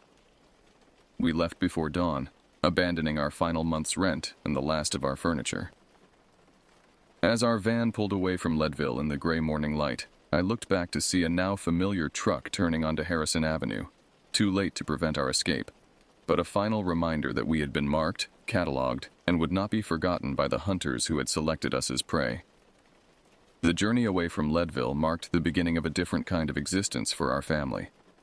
We traveled east without a clear destination, eventually settling in a medium-sized city in the Midwest where anonymity offered a shield against the shadows that had followed us from Colorado. My father found work as a sporting goods salesman, my mother as a school secretary. We never again lived on the outskirts of town or in isolated properties. For years, we maintained vigilant habits that must have seemed strange to outsiders, checking locks multiple times, avoiding strangers who showed too much interest, keeping detailed records of unusual occurrences. My parents never explained these precautions to friends or colleagues, and I learned to present a normalized version of our family to the world. But privately, we knew. The Bellows had changed us permanently, installing an awareness of human predators that could never be unlearned. As I grew older, my parents gradually shared more details about what Beverly Hansen had given them that October night in 1976. The envelope contained what she had meticulously documented over decades: a pattern of disappearances, suspicious deaths, and near misses connected to the Bellows property. The earliest recorded incident dated to 1954, when Ruth and her husband Martin purchased the land. Within months, a family renting a cabin on their property abruptly departed, leaving most possessions behind. Police reports noted no evidence of foul play, despite bloodstains discovered on mattresses that the Bellows attributed to a hunting accident. Similar scenarios repeated throughout the years: transient workers vanishing without collecting final paychecks, travelers whose vehicles were later found abandoned near national forest trailheads, and renters who stopped communicating with distant family members. In each case, investigations stalled against the same obstacles: insufficient evidence, jurisdictional complications between town and federal forest authorities, and the Bellows' careful maintenance of their public personas as eccentric but harmless recluses. Beverly, whose position at the regional hospital gave her unique insights, had documented at least 17 suspicious incidents over 22 years. Toxicology reports showing unusual substances in patients' systems. Hunting accidents with inconsistent wound patterns. Travelers treated for symptoms consistent with various poisons before suddenly checking out against medical advice, never to be seen again. Most disturbing were the wooden figures, identical to the one found among my clothes, that occasionally appeared in connection with these cases. Sometimes discovered among victims' possessions, sometimes left at their empty residences. These crude carvings seemed to serve as the Bellows' signature, or perhaps trophies transformed into warnings. The summer I turned 18, I found my father in his study, staring at a newspaper article he'd received from a contact who still lived near Leadville. Ruth Bellows died, he said, passing me the obituary. Natural causes, apparently. The brief notice mentioned her age, 79, and that she was survived by her son Victor, who would continue managing the family property. A property that, according to the article, would soon expand to include additional rental cabins to serve the growing tourism industry. My father made a single phone call that evening to the Leadville Sheriff's Department, warning them about the potential danger to future renters. Whether they took his concerns seriously, we never learned. The pattern continued. Over the decades that followed, I built a life intentionally separate from the trauma of our Colorado experience. College, career, marriage. Each milestone took me further from the frightened child who had narrowly escaped becoming another statistic in Beverly Hanson's grim archives. Yet the experience shaped me in undeniable ways. I studied criminology in university, wrote my thesis on predatory behavior in isolated communities, and eventually worked as a consultant for a victim advocacy organization. The psychological mechanisms that allowed the Bellows to operate undetected for so long became my professional focus, a way of transforming personal terror into purpose. In 1992, following my father's death from heart failure, my mother finally shared the complete contents of Beverly's envelope, including photographs too disturbing for a child's eyes. Skeletal remains discovered in the National Forest in 1969, suspected to belong to a family of 4 who had rented from the Bellows before vanishing. Medical reports documenting toxins similar to those used against my mother, and police interviews with Victor Bellows that revealed his unsettling affect and calculated responses. "Your father wanted you to have these," my mother explained. "Not to frighten you, but because he believed knowledge was protection." I spent months researching what had happened in the years since our escape, tracking newspaper archives and court records. Victor Bellows remained at the property, now expanded to include 6 rental cabins frequently advertised in tourism publications. Occasional reports of missing hikers or travelers appeared in regional papers, though none directly linked to the Bellows property. In 2001, I received a phone call from an unfamiliar number. The woman introduced herself as Detective Miranda Wilson with the Colorado State Police. "I'm investigating cold cases in Lake County," she explained. "Your family filed a report in 1976 regarding attempted poisoning at a property owned by Ruth and Victor Bellows." My heart raced as I confirmed the details, learning that Wilson had discovered Beverly Hanson's records following the nurse's death and was reopening several investigations connected to the Bellows property. "We're excavating portions of the national forest adjacent to the property," she told me. "Ground-penetrating radar has identified several anomalies consistent with burial sites." For a brief period, I allowed myself to hope for resolution, justice for those who hadn't escaped as we had. But 3 months later, Detective Wilson called again with devastating news. A forest fire had swept through the excavation area, destroying evidence and forcing authorities to prioritize emergency response over cold case investigations. "The Bellows property?" I asked. "Untouched," she replied grimly. "Fire burned right up to their property line, then changed direction. Victor Bellows is claiming divine intervention." When I hung up, I understood what my father had always believed: that some predators are protected by circumstances so consistently favorable they border on supernatural, though the reality is simply human systems failing against patient evil.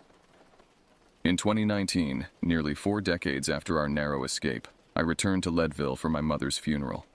she had requested cremation and burial in the town's cemetery beside my father. A final act of defiance showing the Bellows hadn't driven her permanently from a place she had briefly called home. The town had changed, gentrified into a tourist destination with boutique hotels and upscale restaurants catering to wealthy visitors seeking mountain adventures. After the service, I drove cautiously along the familiar road leading to the Bellows property, unsure what I hoped to find. The mobile home was long gone, replaced by modern rental cabins arranged in a semicircle around the original yellow house, now restored to quaint perfection. A sign at the entrance advertised, Bellows Historic Mountain Lodging, family owned since 1954. As I idled at the turnoff, a vehicle emerged from the property, a newer model of the same dark truck that had followed us decades earlier. The driver, an elderly man with white hair but unnervingly familiar posture, slowed as he passed my rental car. For a moment, across 43 years and through different windows, Victor Bellows and I made eye contact. His expression registered no particular recognition, merely the same calculating assessment I remembered from childhood, a predator evaluating potential prey. I drove away quickly, checking my rearview mirror until I reached the safety of downtown. The truck didn't follow, but the encounter confirmed what I had always known. Some hunters never abandon their territories. That evening, as I packed for my early departure, the hotel desk clerk delivered a small package that had been left at reception. "Someone dropped this off for you," she explained cheerfully. No message. Inside the plain brown wrapper, I found a crude wooden figure with distorted limbs and a featureless head, identical to the one discovered among my childhood belongings 4 decades earlier. I left Leadville before dawn, disposing of the figure at a rest stop 2 counties away. In the years since, I've monitored news reports from Colorado, noting occasional mentions of missing hikers last seen near the national forests surrounding Leadville. Official explanations cite treacherous terrain, extreme weather conditions, or encounters with wildlife. Those who survived the Bellows know better. We recognize the signature of human predators who select their hunting grounds carefully, choosing locations where disappearances can be attributed to natural dangers rather than calculated malice. The true horror of what happened in Leadville wasn't the confrontation with evil, but the recognition that such evil can operate indefinitely when systems designed for protection fail to connect the patterns revealed over time. Ruth Bellows died of natural causes.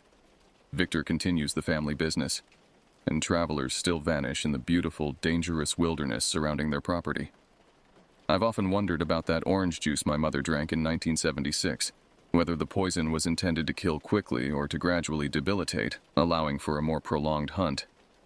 I wonder about the families who preceded us and those who followed, whose stories ended differently because they drank deeply from what was offered without the instinctive hesitation that saved me.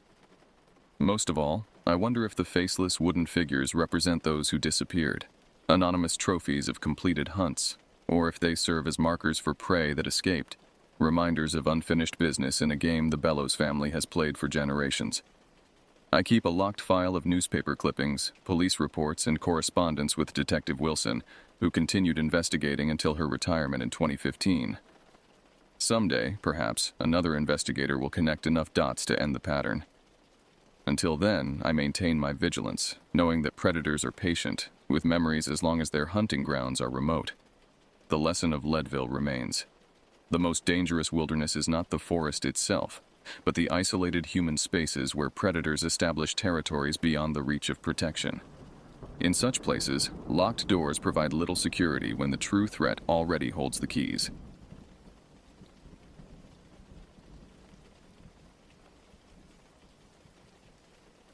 The following account documents events that forever altered my perception of reality. I've hesitated to share this story for years, but perhaps putting these words to paper will finally exorcise the shadows that have haunted me since that autumn day in 2009. My name is Ethan Voss, and this story happened to me back in 2009. I was 35, living in a small town in Colorado called Grandview. I had a pretty mundane life, worked as a mechanic at Ritter's Auto Shop, spent my weekends fishing, and kept mostly to myself.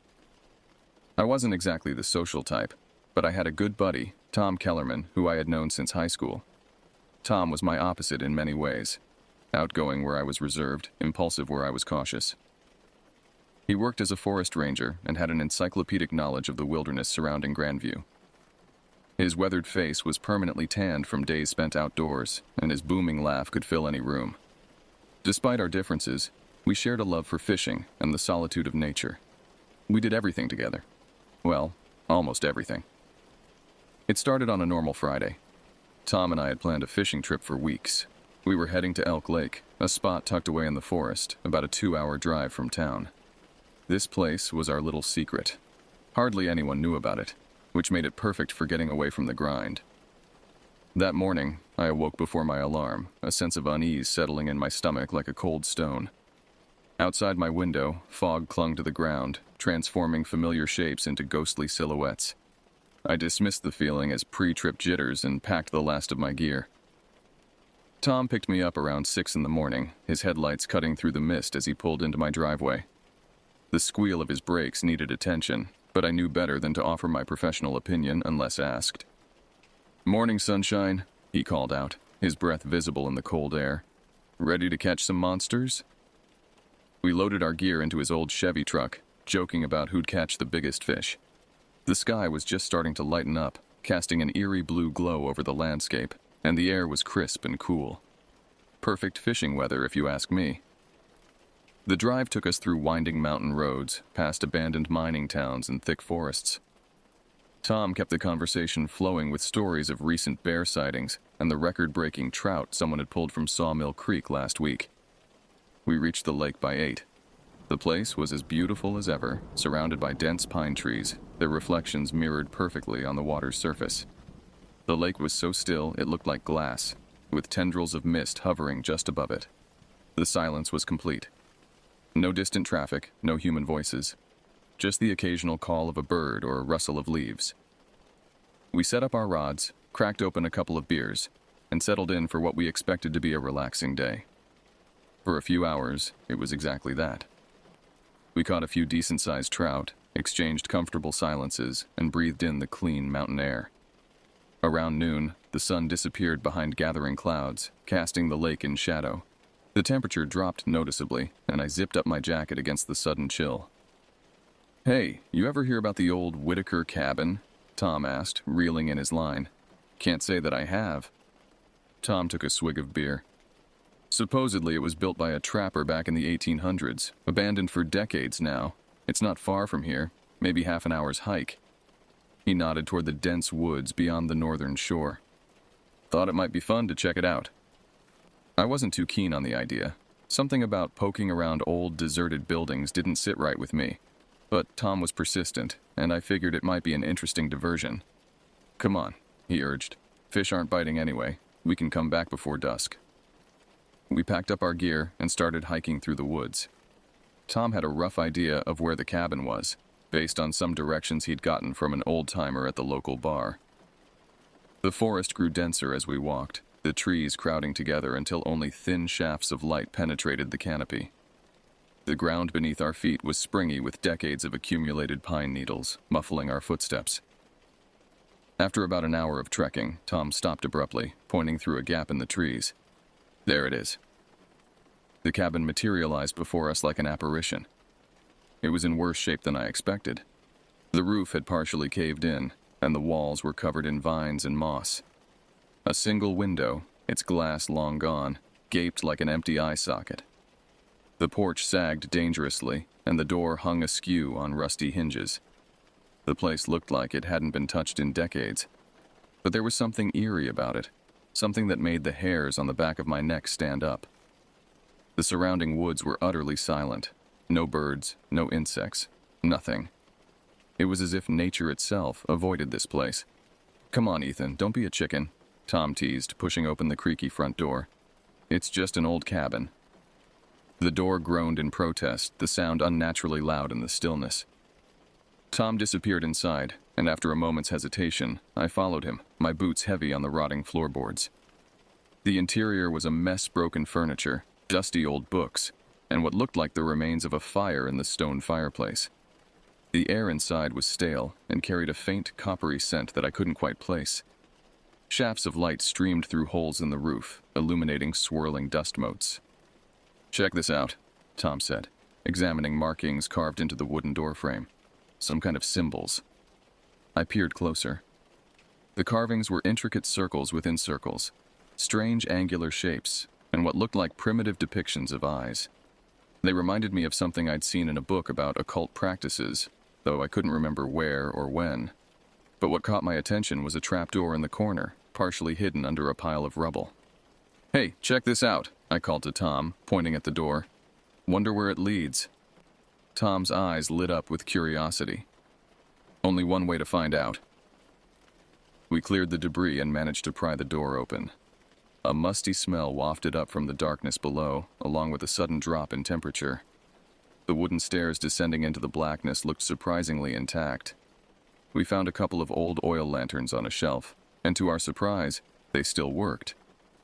We lit them and descended the narrow staircase into the cellar, the weak yellow light casting long shadows on the earthen walls.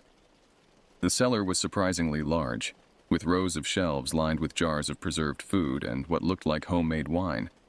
It seemed whoever lived here had been quite the survivalist. Most of the jars were cracked or broken, their contents long since reduced to unidentifiable mush. As we explored further, we found a small room at the back with a metal door that was slightly ajar. Ominous dark stains, the color of old rust, marked the floor leading to it. "What do you think's in there?" I asked, my voice barely above a whisper. "Only one way to find out," Tom repeated, pushing the door open. The hinges shrieked in protest, the sound reverberating through the underground space. Inside, the room was pitch black, save for the light from our lanterns. The walls were lined with strange symbols, the same ones we'd seen upstairs, but more elaborate, more menacing somehow, and what looked like old newspaper clippings yellowed with age. In the center of the room was a wooden table with various tools laid out, knives, pliers, and other instruments I couldn't identify. Dark stains covered the table's surface and had pooled on the floor beneath it.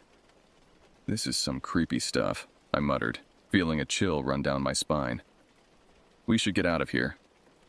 Tom nodded, but before we could leave, we heard a noise, a faint shuffling sound coming from the corner of the room. We both turned our lanterns towards the sound, revealing a figure huddled in the shadows. "Who's there?" Tom called out, his voice trembling slightly. The figure slowly stood up, stepping into the light. It was a man, his face gaunt and his eyes wild with fear. His clothes were tattered, and he looked like he hadn't seen sunlight in years.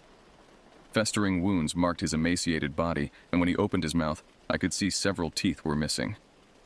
"Please, help me," he croaked, reaching out a bony hand. We rushed over to the man, but as we got closer, we noticed he was chained to the wall. His wrists were raw and bloody from where he had tried to free himself. The skin had grown around the metal in places, suggesting he'd been restrained for months, possibly years. "Jesus, what happened to you?" I asked, trying to keep my voice steady. The man's eyes darted frantically around the room. His lips were cracked and bleeding, and when he spoke, his voice was barely audible. They're coming," he whispered, his gaze suddenly focusing on something beyond us. "You have to leave. Now!" Tom and I exchanged a glance, silently debating what to do. We couldn't just leave him here. "Who's coming?" Tom asked, kneeling beside the man. "Who did this to you?" "The shepherds," the man replied, his voice quivering. "They gather the flock. They prepare us." He pulled desperately at his chains. "Please, you don't understand. They'll be back at sundown. They always come at sundown." Without another word, we started working on the chains. Tom examined the padlock while I tried to find something we could use as a tool. The lock was old but sturdy, and without the key, our prospects of freeing him quickly seemed dim. But before we could make any progress, we heard footsteps above us. Heavy, deliberate footsteps, getting closer and closer. The man's eyes widened in terror.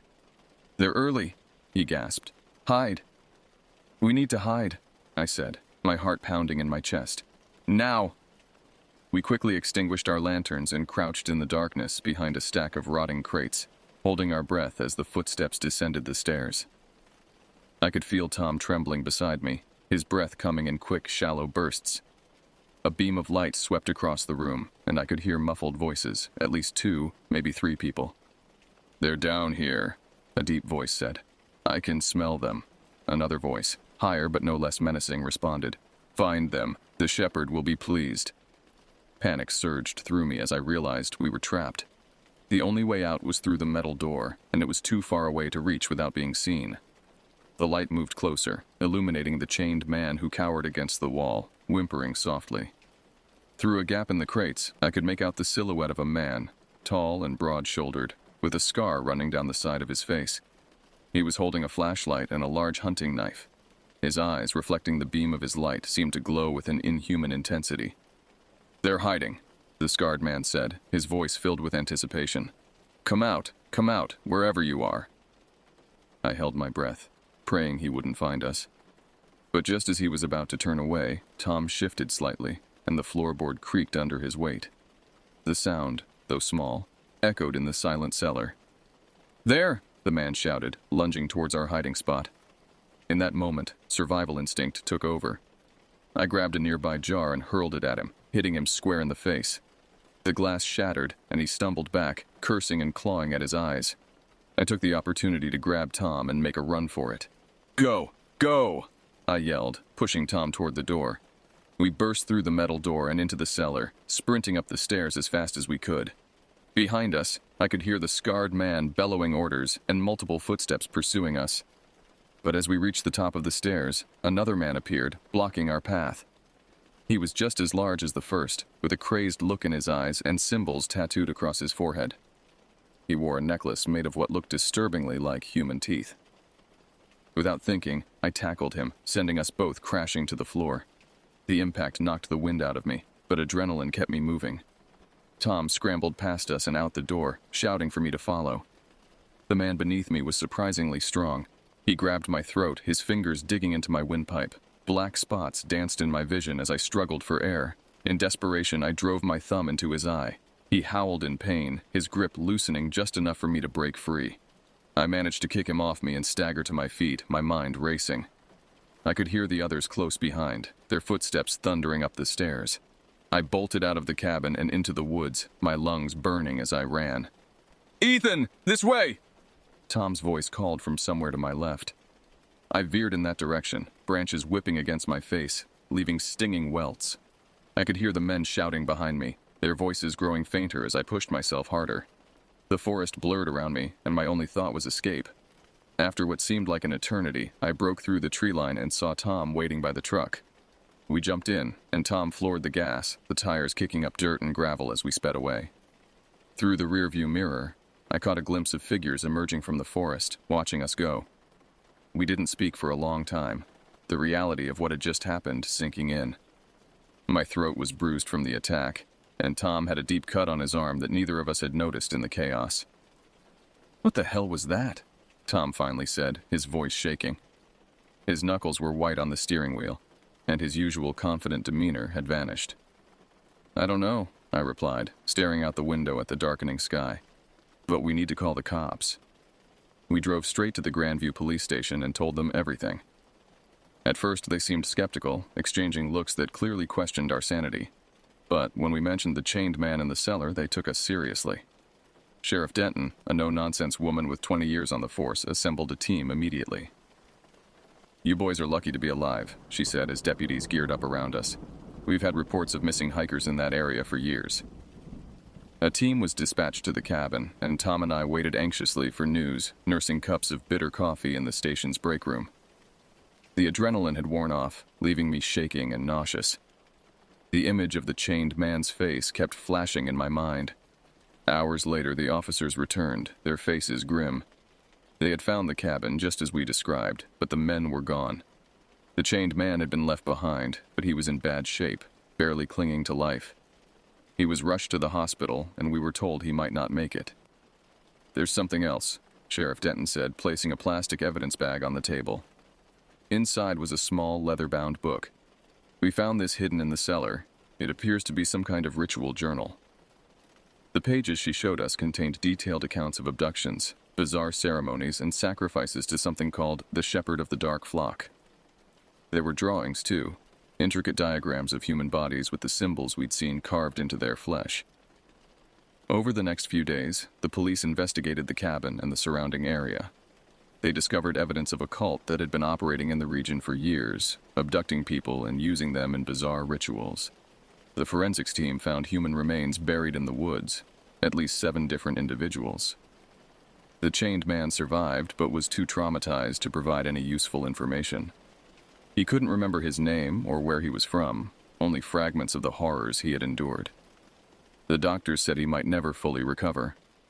Tom and I were hailed as heroes for exposing the cult, but it didn't feel like a victory. We had stumbled into something dark and evil, something that had been hidden in the shadows for far too long. And although the police continued to search for the cult members, they were never found. Life in Grandview slowly returned to normal, but Tom and I were never the same. We stopped going on fishing trips, and our friendship grew distant. The memory of that day haunted us, a constant reminder of the horrors that lurked just beneath the surface of everyday life. Tom moved away 6 months later, taking a job in Alaska. His parting words to me were, "I need to go somewhere they can't find me." I understood. I stayed in Grandview for another year before I couldn't take it anymore. The nightmares, the paranoia, the feeling of being watched. I sold my house and moved to Oregon, hoping to leave the past behind. But no matter how far I go, I can't escape the feeling that something is still out there, watching, waiting. Sometimes in my dreams I hear the scarred man's voice. Come out wherever you are. And I know that I'll never be able to forget what we found in that cabin by the lake. Because the worst part isn't what we discovered. It's knowing that they're still out there. And sometimes, when I check my mail or answer my door, I find small symbols carved into the wood. The same symbols from the cabin. They're looking for me. And someday, I fear they'll find me.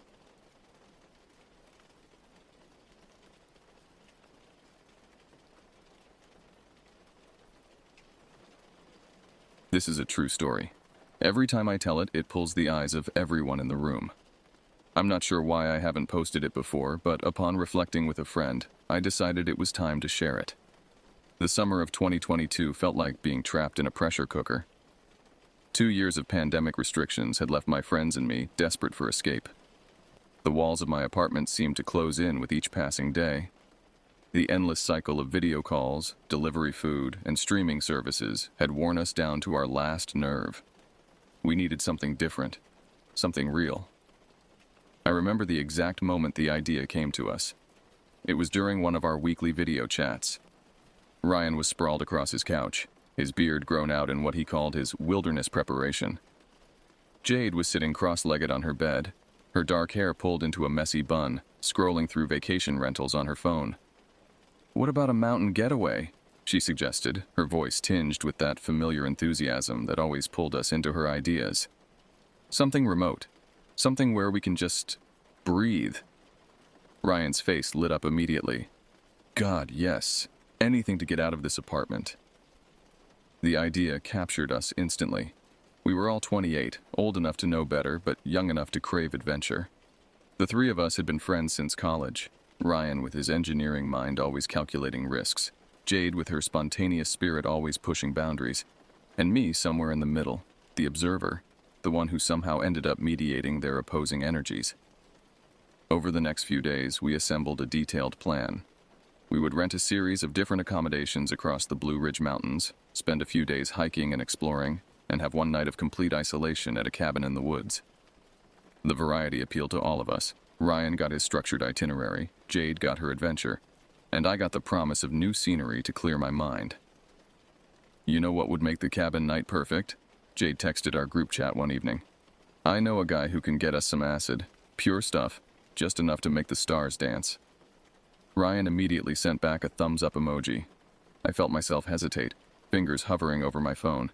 Something about the combination, isolation, unfamiliar territory, mind-altering substances, struck a discordant note in my mind. But I pushed the feeling aside. We were adults. We'd done this before. It would be fine. The weeks leading up to the trip passed in a blur of preparation and anticipation. I bought new hiking boots, a compact first aid kit, and a heavy-duty flashlight. Ryan created spreadsheets of supplies and emergency contacts. Jade researched the best spots for sunrise views and swimming holes. As the departure day approached, my excitement was tempered by a growing unease that I couldn't explain. I dismissed it as anxiety from being homebound for so long. But the feeling persisted, settling in the pit of my stomach like a cold, heavy stone. The night before we left, I barely slept. My dreams were fragmented glimpses of dark forests and distant screams. I woke up exhausted, drenched in sweat despite the air conditioning running at full blast. Still, I packed my bags, loaded them into my car, and drove to pick up Ryan and Jade. "Ready for the best week of 2022? Jade asked as she threw her backpack into my trunk. Her smile was infectious, her energy boundless. Ryan climbed into the back seat, already checking his phone for our route. "All set," I replied, forcing enthusiasm into my voice. "Let's get out of here." The first few days of our trip went exactly as planned. We stayed at a charming bed and breakfast in a small mountain town, hiked to waterfalls, ate at local restaurants, and felt the tension of the past 2 years begin to melt away. I almost forgot about my unease. Almost. On the 4th day, we packed up for our one night of true isolation. The cabin beside the fire tower was the cheapest accommodation of our trip, but Jade insisted it would be the highlight. "My parents rented a fire tower once," she explained as we loaded up the car. "They said it was the most incredible experience. Total seclusion. Stars like you wouldn't believe. Silence so deep you can hear your own thoughts." "Sounds perfect," Ryan agreed, studying the directions. "And we'll have the whole mountain to ourselves." I nodded, but the stone in my stomach grew heavier. The drive to the cabin took us through increasingly remote terrain. The roads narrowed, the pavement gave way to gravel, and the GPS signal flickered in and out. Pine forests pressed close to the roadside, their shadows stretching across our path as the afternoon light began to fade. "How much further?" Jade asked, leaning forward between the front seats to peer at the road ahead. Ryan checked his phone. "About 15 miles, but the last bit is pretty steep. Should take us another 30 minutes or so." Jade reached into her bag and pulled out a small plastic envelope. "Perfect timing. I've got everything we need for tonight, right here." I glanced over and saw the sheet of acid tabs. There were far more than the 3 of us could possibly use, enough for a small party. The sight of it triggered something in me, a wave of dread so intense I had to tighten my grip on the steering wheel to keep my hands from shaking. "I don't think we should do that tonight," I said, my voice surprising me with its steadiness. "What?" Jade's excitement evaporated. "Why not? We've been planning this for weeks." "I know, but..." I searched for a logical explanation for the irrational fear gripping me. "We don't know the area. The cabin is really isolated. What if something goes wrong?"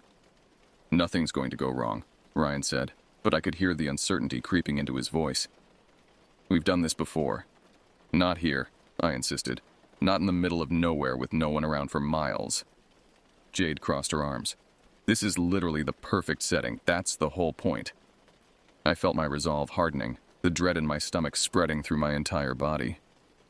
"I just have a really bad feeling about it. I can't explain it, but I know we shouldn't do it tonight." "A feeling?" Jade's voice rose. "We drove all this way based on a plan, and now you want to change everything because of a feeling?" "Yes," I said firmly. "I do." The argument escalated quickly. Jade accused me of being paranoid. I accused her of being reckless. Ryan tried to mediate, suggesting compromises that neither of us would accept. Finally, I pulled the car over to the side of the road, turned around in my seat, and looked them both in the eye.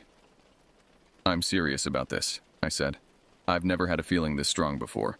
We can drink, we can smoke, we can do whatever else, but no acid, not tonight." There was a long, tense silence. Then Ryan sighed. "Maybe we should listen to them, Jade. We can always do it another time." Jade stared out the window, jaw clenched. "Fine," she said eventually. "But you owe me for this. Big time." I nodded, relief washing over me. "Thank you." We continued the drive in strained silence. The road became steeper, the forest denser. Cell service disappeared entirely. By the time we reached the turnoff for the cabin, the tension had subsided somewhat, replaced by a collective awe at the remoteness of our destination. The road to the cabin was barely more than a dirt track, winding its way up the mountain in tight switchbacks. There were no guardrails, no reflective markers, just a narrow path carved into the mountainside with steep drops on one side. "Jesus." Ryan caught himself. "God, this is isolated." "No kidding," Jade murmured, pressing her face against the window to look up at the trees towering over us. "Not exactly the kind of place you can call for pizza delivery." I focused on navigating the treacherous road, but part of my mind was still grappling with the overwhelming sense that we were making a mistake. Even without the acid, something about this place felt wrong. But we had come too far to turn back now. We reached the cabin just as the sun was beginning to set. It sat in a small clearing at the peak of the mountain, a simple wooden structure with a metal roof and a small porch. Nearby stood the fire tower, its skeletal frame rising above the tree line like an industrial monument. The cabin itself was smaller than it had appeared in the online photos. A single room with 2 sets of bunk beds, a wood-burning stove, a small table with 4 chairs, and a basic kitchenette. The bathroom was an outhouse located about 20 yards behind the main structure. "Cozy," Ryan commented as we unloaded our supplies. "Rustic," Jade corrected, her earlier frustration giving way to renewed enthusiasm. "This is authentic mountain living. No distractions, no interruptions, just us and nature." I nodded, trying to match their optimism while fighting the persistent knot of anxiety in my chest. The view was undeniably spectacular. From the cabin's porch, we could see for miles, rolling mountains covered in dense forest, valleys filled with mist, and a sky transitioning from blue to deep purple as night approached. We unpacked quickly, claiming our bunks and storing food in the small refrigerator that hummed loudly in the corner. Ryan set about gathering wood for the fire pit outside, while Jade arranged our supplies with uncharacteristic precision. "So," she said once we were settled, "what's the plan for tonight if we're not tripping?" I pulled out the wine coolers I'd packed. "We can still have fun. I brought these, plus we have the board games and cards." "And marshmallows for roasting," Ryan added, returning with an armful of firewood. Jade smiled, a genuine smile that eased some of my tension. Okay. Maybe this won't be so bad after all." We built a fire in the pit outside the cabin and sat around it as darkness fell completely. The night was clear, revealing a canopy of stars more vibrant than any of us had seen before. The Milky Way stretched across the sky like a river of light, and satellites moved in slow arcs against the backdrop of constellations. "This is incredible," Ryan whispered, leaning back in his camp chair to take in the full expanse above us. "Worth the trip just for this view." I had to agree. The beauty of the night sky was overwhelming, making our earlier argument seem petty and distant. We talked quietly, sharing stories and jokes, passing the wine coolers back and forth, and enjoying the simple pleasure of being somewhere new, somewhere far removed from our daily lives. As the night deepened, the forest around us came alive with sounds. The rustle of nocturnal creatures moving through underbrush, the occasional hoot of an owl, the constant chorus of insects. It should have been peaceful, but something about the soundscape kept me on edge. Each crack of a twig made me tense. Each distant call made me turn my head to search the darkness beyond our fire's glow. "You're still jumpy," Jade observed, watching me scan the tree line for the 3rd time in as many minutes. "Just not used to it," I replied. "City living makes you forget what real darkness is like." Ryan checked his watch. "It's getting late. Should we head inside? It's starting to get cold out here anyway." We doused the fire carefully, making sure every ember was extinguished before gathering our chairs and remaining supplies. The darkness that enveloped us once the fire was out was absolute, broken only by the beams of our flashlights and the distant sparkle of stars. Inside the cabin, we switched on the battery-powered lanterns we'd brought, casting a warm yellow glow over the simple interior. The temperature had indeed dropped, and we could see our breath forming small clouds in the air. "I'll get the stove going," Ryan offered, kneeling in front of the small metal wood stove and arranging kindling inside. Jade pulled the board game from her bag, an old favorite from our college days, and set it up on the table between the bunk beds. I reached for another wine cooler, hoping the slight buzz would help quiet the alarm bells still ringing in the back of my mind. As Ryan coaxed the stove to life and warmth began to spread through the cabin, I allowed myself to relax slightly. We were safe. We were together. My unexplained dread was just that, unexplained, irrational, meaningless. In that moment, I almost believed it. The board game loosened us up. We laughed at inside jokes, competitive spirits emerged, and for a while, the strangeness of our surroundings faded into the background. The wine coolers weren't strong, but they took the edge off my anxiety, and I found myself enjoying the night despite my earlier misgivings. It was during Jade's turn, as she contemplated her next move with exaggerated concentration, that we heard it. The unmistakable sound of an engine in the distance, growing louder as it approached up the mountain road. "Someone's coming," Ryan said, stating the obvious as we all fell silent, listening to the vehicle's progress. The booking site did mention occasional visitors to the fire tower, Jade reminded us, but her voice had lost some of its confidence. We sat frozen, waiting as the sound grew closer, until finally headlights swept across the cabin windows. The engine cut off, and car doors slammed shut. Ryan moved to the window and peered out cautiously. "It's a side-by-side," he reported. 3 kids, looks like. College age, maybe. I joined him at the window. 3 young men were making their way toward the fire tower, carrying flashlights and what appeared to be a small cooler. They noticed us watching and raised their hands in a friendly wave. "Just some guys checking out the view," I said, relief washing over me. "Probably locals." We watched as they climbed the metal stairs of the fire tower, their voices carrying faintly across the clearing. Normal, excited conversation punctuated by laughter. After about 20 minutes, they descended, returned to their vehicle, and drove away, the sound of their engine fading as they made their way back down the mountain. "See? Nothing sinister," Jade said, returning to the game. "Just some guys enjoying the night same as us." I nodded, but the brief interruption had brought my unease rushing back.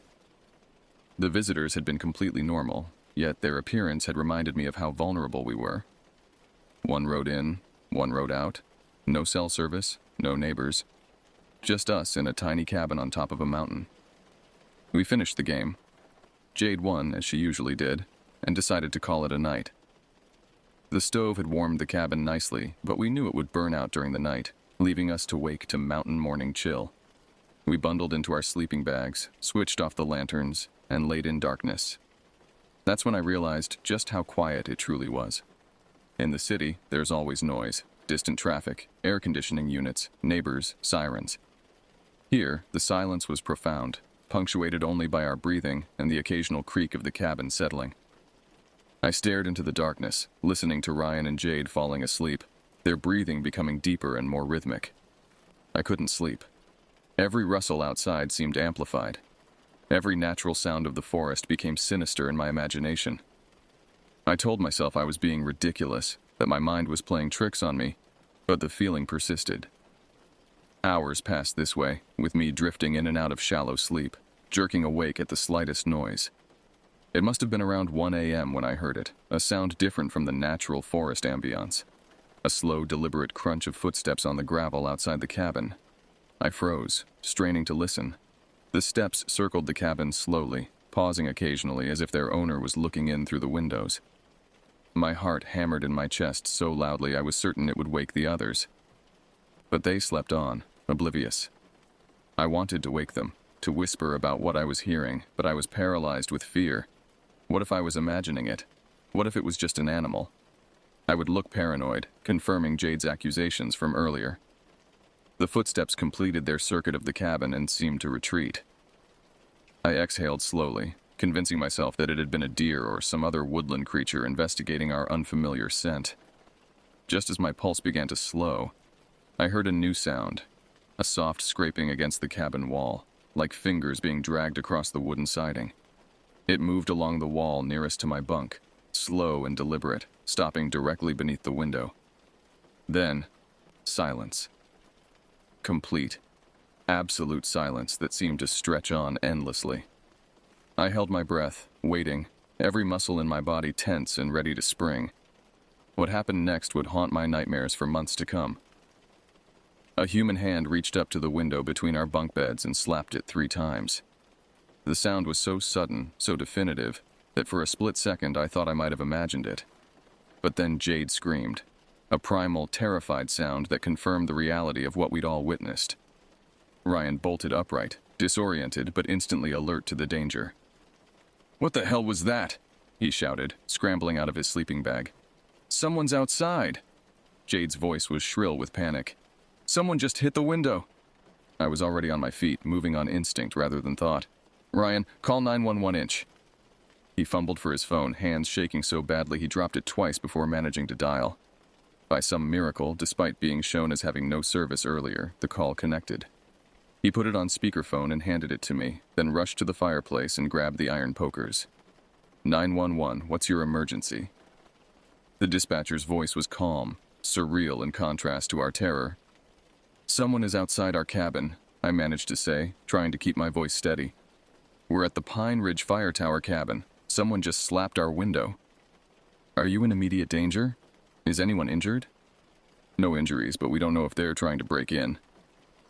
I glanced at the door, relieved to see that Ryan had already wedged a chair under the handle as a makeshift barricade. Stay on the line. I'm dispatching officers to your location now. How many people are with you? 3 of us. We're all inside the cabin. While I spoke with the dispatcher, Jade was frantically calling her family, tears streaming down her face as she left voicemail after voicemail. Mom, I'm scared. Something's happening. I love you. I'm so sorry about the fight we had yesterday. I love you so much. The dispatcher kept me talking, asking for details about our location, descriptions of what we'd seen and heard. I tried to focus on her questions, but my senses were hyper-alert, straining to detect any movement outside. Ryan positioned himself near the door, poker raised like a weapon. I don't hear anything, he whispered. Do you think they're gone? I shook my head. I don't know. We fell silent, listening intently. The quiet that had seemed peaceful earlier now felt oppressive and threatening. Whoever was outside would have heard us call 911. They knew help was coming.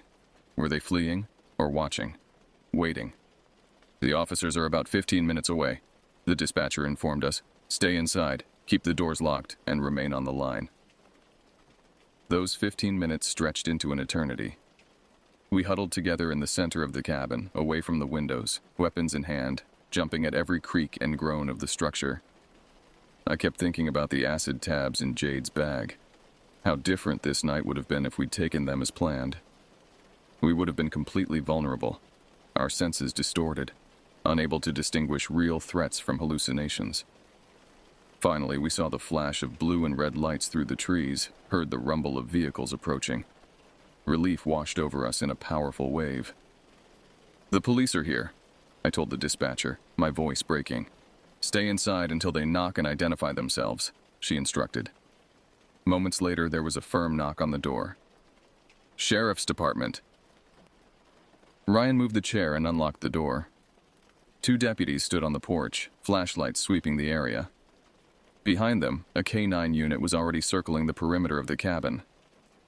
Everyone okay in here? The first deputy asked, his hand resting on his holstered gun. We nodded, words momentarily failing us.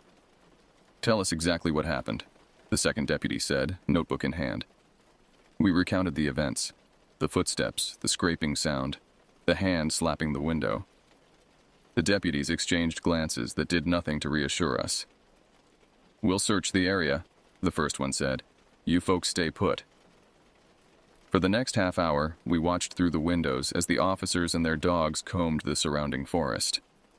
Flashlight beams cut through the darkness, voices called back and forth, but from their demeanor, it was clear they weren't finding anything. When they returned, their expressions were grim. No sign of anyone, the K-9 officer reported. Dogs picked up a scent leading into the woods, but lost it after about 50 yards. Could it have been an animal? Ryan asked hopefully. The first deputy shook his head. Not likely, not with what you described. What should we do? Jade's voice was small, childlike in its fear.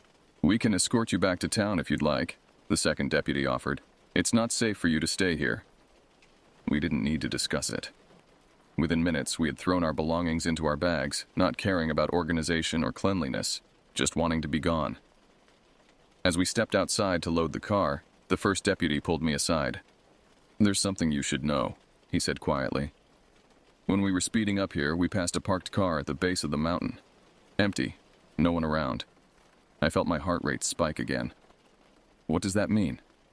Could be nothing, he said, but his expression suggested otherwise. But there's no reason for a car to be parked there at this hour. No hiking trails accessible from that point, no campsites. Before I could respond, Jade called out to us, her voice tight with fresh panic. Guys, come look at this. We hurried over to where she stood beside my car. In the harsh beam of the deputy's flashlights, we could clearly see dozens of handprints on the dusty surface of the vehicle, handprints that didn't match our own, covering the doors, hood, and trunk. "These weren't here when we arrived," I said, horror creeping through me anew. "Someone was touching our car." The deputies documented the prints, took photos, and helped us finish loading our belongings. We followed their patrol car down the mountain, headlights illuminating the treacherous road, all of us scanning the darkness for any sign of movement. At the base of the mountain, the car the deputy had mentioned was gone. The officers escorted us to the nearest motel, a rundown establishment just off the highway with a flickering neon sign and an air of neglect. Despite its appearance, it felt like a sanctuary compared to the isolated cabin. The night clerk barely looked up from his phone as we checked in, seemingly uninterested in our haggard appearance or the police presence. We got a room with 2 queen beds and a door that required an extra push to close properly. "Lock this behind us," the deputy instructed as they prepared to leave. "We'll have a patrol car swing by every hour or so throughout the night." "Do you think whoever it was followed us?" Ryan asked, peering nervously through the window at the empty parking lot. "Unlikely," the officer replied, but the hesitation in his voice was unmistakable. "Still, stay vigilant. Keep your phone handy." After they left, we engaged every lock on the door and wedged a chair under the handle for good measure. The room smelled of cigarettes and industrial cleaner. The carpet was stained in patterns we didn't want to examine too closely, but none of that mattered. We were off the mountain, away from the cabin, surrounded by civilization, such as it was. Jade sat on the edge of one bed, hugging herself tightly. Who would do something like that? What did they want? "Probably just kids trying to scare us," Ryan suggested without conviction. "Like those guys who visited the fire tower earlier?" I shook my head. Those weren't the same people. The guys at the tower had a vehicle, they were open about their presence. Whoever was outside our cabin was trying to be stealthy, trying to frighten us. "Well, they succeeded," Jade said bitterly. She pulled out the sheet of acid tabs and stared at it. "You were right. Thank God we didn't take this." The realization of how differently the night might have unfolded hit us all simultaneously. If we had taken the acid, we would have been vulnerable, our perception altered, our judgment impaired. Would we have even called 911? Would we have been able to communicate clearly with the dispatcher? Would we have mistaken a real threat for a hallucination? "I still don't understand how you knew," Ryan said, turning to me. "That feeling you had, it was like a premonition or something." I couldn't explain it then, and I can't explain it now. Some primal instinct, some subconscious recognition of danger that I wasn't even fully aware of. Whatever it was, it had potentially saved us from a much worse fate. None of us slept that night. We took turns watching the door while the others tried to rest. But even in our exhaustion, true sleep eluded us. Every sound from the highway, every passing car, every creak of the old building kept us on high alert.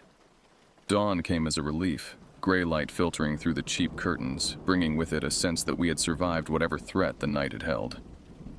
Over a dismal continental breakfast in the motel's small lobby, we discussed our options. We had 3 more days planned for our trip, accommodations booked at other locations in the mountains. "I say we go home," Jade said firmly, pushing away a stale muffin. "I can't enjoy this anymore. I'll be looking over my shoulder the whole time." Ryan nodded in agreement. "Same. Whatever happened up there. I don't want to risk anything like that again." I felt a mixture of disappointment and relief. The trip we had looked forward to for so long was ruined, but the thought of staying in the mountains, even at different locations, made my skin crawl. "Home it is," I agreed. "We can get back by tonight if we leave now." We packed our few belongings, checked out of the motel, and piled into my car. Before leaving town, we stopped at the sheriff's department to file a formal report. The day shift deputy took our statements with clinical efficiency, noting details but offering little in the way of explanations or reassurance. "We'll investigate," he promised, but I wouldn't expect much. No property damage, no assault, just trespassing and harassment. We'll increase patrols around the fire tower for the next few weeks. His words were small comfort as we began the long drive home, each of us lost in our own thoughts, the silent weight of our experience hanging heavily in the car. The return to normalcy should have been comforting, but in many ways it only heightened my unease. The familiar streets of our city, the routine of daily life, the rhythms of work and social obligations. All of it felt somehow hollow, as if the experience on the mountain had altered my perception of safety in fundamental ways. We tried to move on. Ryan threw himself into work, putting in extra hours at the engineering firm. Jade became uncharacteristically cautious, installing new locks on her apartment door, setting up a security camera in her hallway. I found myself awake at odd hours, replaying the events in my mind, searching for explanations I knew I would never find. A week after our return, we met for dinner at our favorite restaurant, a small Italian place where the noise level made it easy to have private conversations. It was the first time we'd all been together since the trip. "I called the sheriff's department yesterday," Ryan said as we waited for our food. "They didn't find anything. No fingerprints on the car or cabin that didn't belong to us or previous guests. No witnesses. Nothing." Jade sipped her wine, her expression troubled. "I've been thinking about something. Remember those guys who came to the fire tower? How strange is it that they showed up for 20 minutes and then left? Who drives all the way up a mountain at night just to stay for such a short time? I hadn't considered that. You think they were connected somehow?" "I don't know," she admitted. "But the timing is odd, isn't it? They show up, check out the cabin and who's inside, then leave. And later someone comes back on foot." "But why?" Ryan pressed. "What would be the point?" Jade shrugged. "Robbery? Maybe they were checking if we were worth robbing. Or maybe..." She hesitated. "Maybe something worse." The implications hung in the air between us. We had all read the news stories, seen the true crime documentaries. Isolated cabins, vulnerable victims, opportunistic predators. "If that's true," I said slowly, "then calling 911 scared them off. They realized we had cell service." "Which we shouldn't have had," Ryan pointed out. "Remember? There was no signal when we checked earlier. It was just luck that the call went through." The thought sent a shiver through me. If the call hadn't connected, if help hadn't come. I tried to push the speculation aside. We would never know for certain what had happened that night, or what might have happened if circumstances had been different. "There's something else I've been thinking about," I said, changing the subject slightly. "That feeling I had, the one that made me insist we not take the acid. I've never experienced anything like that before. It was like my body knew something my mind didn't." "Intuition," Jade suggested. "Or maybe you subconsciously picked up on something suspicious during the drive up." "Maybe," I conceded, though it didn't feel like the whole explanation. Whatever it was, I'm grateful for it. "We all are," Ryan said earnestly. "You saved us from what could have been a complete disaster." We fell silent as our food arrived, each of us contemplating the narrow margin by which we had avoided potential tragedy. The rest of the meal passed in lighter conversation, deliberate attempts to discuss work, friends, upcoming plans, anything but the mountain. As we prepared to leave, Jade suddenly gripped my arm. "Promise me something," she said, her voice low and intense. "Promise me we'll never talk about this with anyone else. Not the full story, anyway.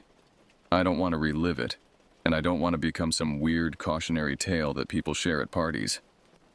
I understood her concern. There was something deeply personal about our fear that night. Something that would be diminished or distorted in the retelling. "I promise," I said, and Ryan nodded in agreement. We kept that promise for nearly 3 years. It's strange how time can simultaneously dull and sharpen a memory. The raw terror of that night has faded, replaced by a more analytical understanding of what occurred.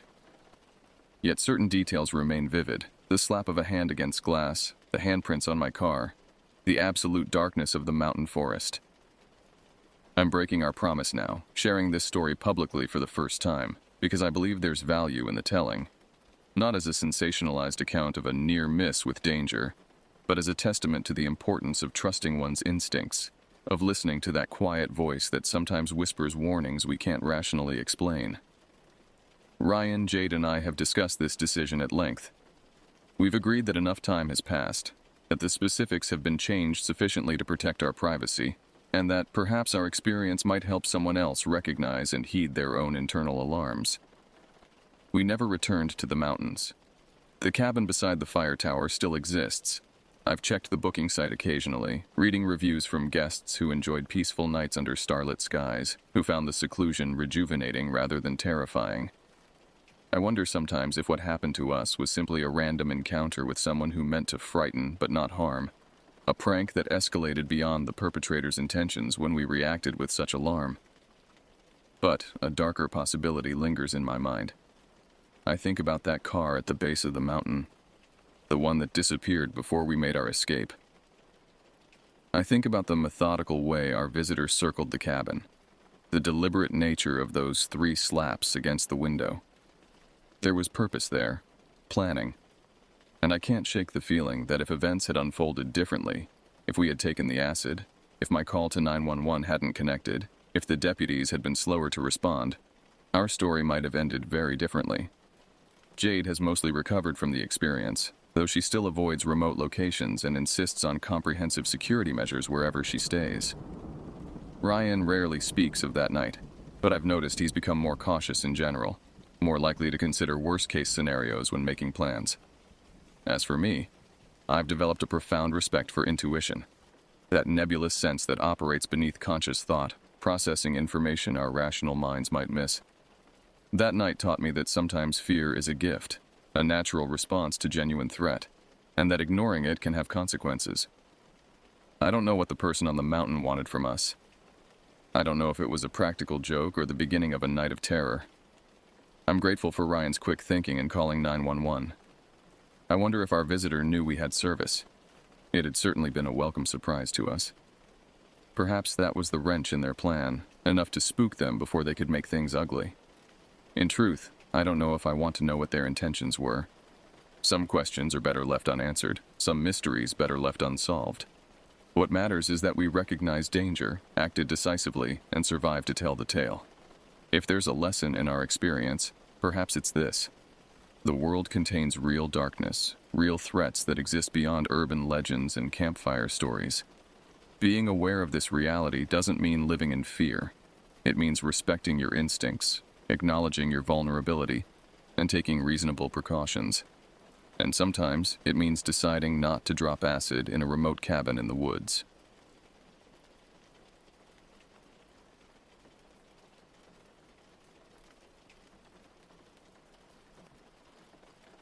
I live near Black Ridge National Park, a vast wilderness area covering more than 200,000 acres of dense forest, rocky ravines, and mist-covered mountains. The park draws thousands of tourists annually who come to hike its trails, camp beneath its ancient trees, and photograph its spectacular vistas. But those of us who have lived in its shadow our entire lives understand there's another side to Black Ridge. For locals like myself, the park holds secrets that don't appear in glossy brochures or guided tour narratives. We've grown accustomed to reports of strange occurrences, unexplained sounds echoing through valleys at night, hikers experiencing lost time, and occasionally people who enter the park and never return. Park rangers attribute most disappearances to exposure, accidents, or disorientation. Their explanations satisfy tourists and authorities, but longtime residents exchange knowing glances when another search party is organized. I've spent countless hours in Black Ridge throughout my life, fishing its streams, hiking its most remote trails, and occasionally camping overnight in areas few visitors ever reach. Most of my experiences have been peaceful, even transcendent. But there have been moments, fleeting and unsettling, when something felt profoundly wrong. Times when the forest fell silent too suddenly, when shadows seemed to move independently of what cast them, when I felt watched by eyes I couldn't see. The incident I'm about to relate occurred in June 2019, when I was 10 years old. It remains the most terrifying experience of my life, one that fundamentally changed my relationship with the wilderness I once considered a second home. My grandmother Eleanor owned a century-old farmhouse situated on 40 acres of land that bordered the eastern edge of Black Ridge. The property had been in our family for generations, originally a working farm that had gradually returned to wilderness as farming became less viable in the region. Only about 5 acres around the house remained cleared. The rest had surrendered to forest, indistinguishable from the national park except for property markers few people could locate. Reaching Grandmother Eleanor's house required navigating a winding, poorly maintained gravel road that ascended nearly 800 feet from the main highway. The road frequently washed out during heavy rains, making the property effectively unreachable without a vehicle equipped with four-wheel drive. This isolation was precisely why my grandmother refused to leave, despite her advancing age and increasingly fragile health. At the base of the hill, about a quarter-mile from the main road, sat a double-wide trailer where my Aunt Vivian lived with my 3 cousins: Ben, 14, Jeremy, 12, and Kayla, 11. I was the youngest at 10, which made me the default target whenever we played chase games. My cousins and I were close, despite seeing each other only during summer breaks and occasional holidays. We shared the special bond of children who understood what it meant to grow up in the shadow of Blackridge. We had all heard the stories, witnessed the strange atmospheric changes that sometimes swept through the forest, and learned which areas of the property to avoid after sunset. The summer of 2019 was unusual because grandmother Eleanor had been hospitalized with pneumonia. Aunt Vivian stayed with her at the regional hospital about 40 miles away, leaving us under the supervision of our older cousin Marcus, who was 22 and home from college for the summer. Marcus was the only older cousin we genuinely respected and trusted. He teased us mercilessly but always made sure we were safe and cared for. I arrived at the property on a Thursday afternoon, my mother dropping me off for what was supposed to be a 3-day visit. The weather forecast predicted clear skies, and I looked forward to spending time exploring with my cousins after being cooped up for most of the spring with a broken ankle. The first day passed uneventfully.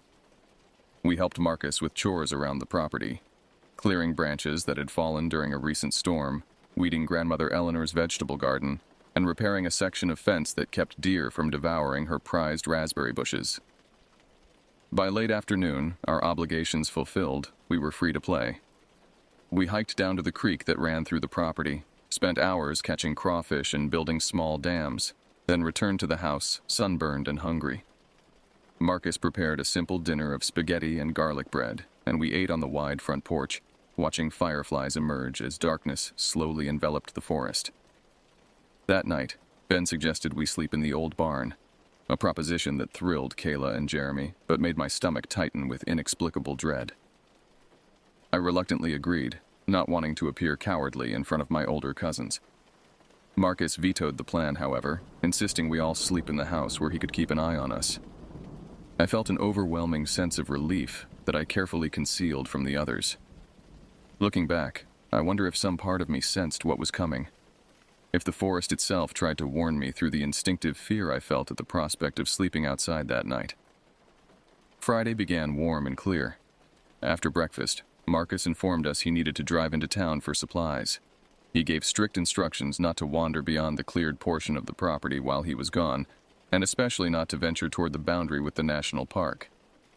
We obeyed, at least initially.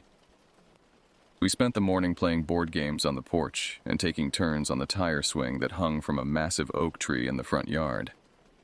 But by early afternoon, restlessness set in. Ben suggested exploring the old root cellar beneath the barn, a forbidden zone due to its deteriorating stairs and low ceiling beams. The hours passed quickly as we excavated dusty jars of decades-old preserves and discovered a cache of antique farm tools. By the time we emerged, squinting in the sudden brightness, the sun had begun its descent toward the western ridge. Marcus had returned and called us in for an early dinner. As we ate, the easy conversation gradually shifted to the topic of night games. Ben proposed an elaborate version of hide-and-seek called Wilderness Survival, where one person would be designated the Ranger, while everyone else pretended to be lost hikers trying to reach home base without being caught. The boundaries would extend to the property line, including the wooded areas we usually avoided after dark. Marcus hesitated, but ultimately agreed on the condition that we all carry flashlights and stay within shouting distance of the house. "No one goes near the park boundary," he insisted, his voice uncharacteristically serious. "And everyone needs to be back at the house by 9:30, no exceptions." As dusk descended, we prepared for the game, gathering flashlights and establishing rules. We decided the first round would begin with Marcus as the ranger, giving us 5 minutes to hide before he started hunting. The home base would be the front porch, which we'd need to reach without being tagged. The game began, and we scattered into the deepening shadows. I remember the excitement mingling with fear as I darted between trees, my flashlight beam bouncing wildly ahead of me. I found a hiding spot behind a rotting log about 200 yards from the house and switched off my light, waiting in the gathering darkness, heart pounding with exhilaration. Minutes passed, I heard distant calls as Marcus captured Jeremy, then Kayla's shriek of surprise as she too was found. I remained motionless, determined to win this round. Then came the sound of footsteps approaching my position. Not the deliberate pace of someone searching, but the quick, confident stride of someone who knew exactly where I was hiding. I risked a glance over the log and saw a figure approximately where Marcus should have been, but something seemed off about the silhouette. The proportions weren't quite right. The shoulders appeared too broad, the stance too rigid. Still, in the dim light, I assumed it was him, especially when the figure made a growling sound, a tactic Marcus often used to frighten us during games. Abandoning my hiding place, I ran deeper into the woods, laughing at first, believing this was just part of the game. I heard Ben crashing through the underbrush nearby, apparently also fleeing. We converged at the back edge of the property, nearly a mile from the house, where we encountered what we thought was Marcus emerging from between two large pine trees. The figure moved strangely, with a kind of stilted, yet fluid motion that didn't match my cousin's usual gait. When it stepped into a patch of moonlight, I noticed something that sent ice through my veins. Though the silhouette resembled Marcus in general shape, the proportions were wrong, as if someone had stretched his image slightly in all directions.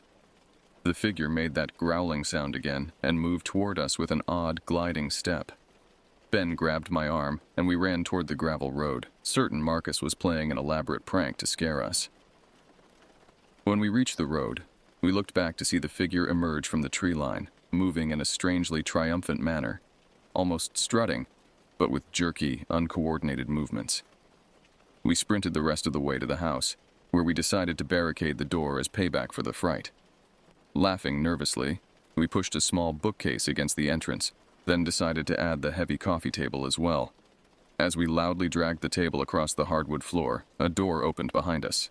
Marcus appeared in the hallway, rubbing his eyes, clearly just awakened from sleep. "What the hell are you guys doing?" he asked, his voice thick with drowsiness. The realization hit us simultaneously. If Marcus was inside the house, who or what had we seen in the woods? We tried explaining what we'd seen, our words tumbling over each other in panicked confusion. Marcus listened, his expression transitioning from irritation to concern, to tightly controlled fear.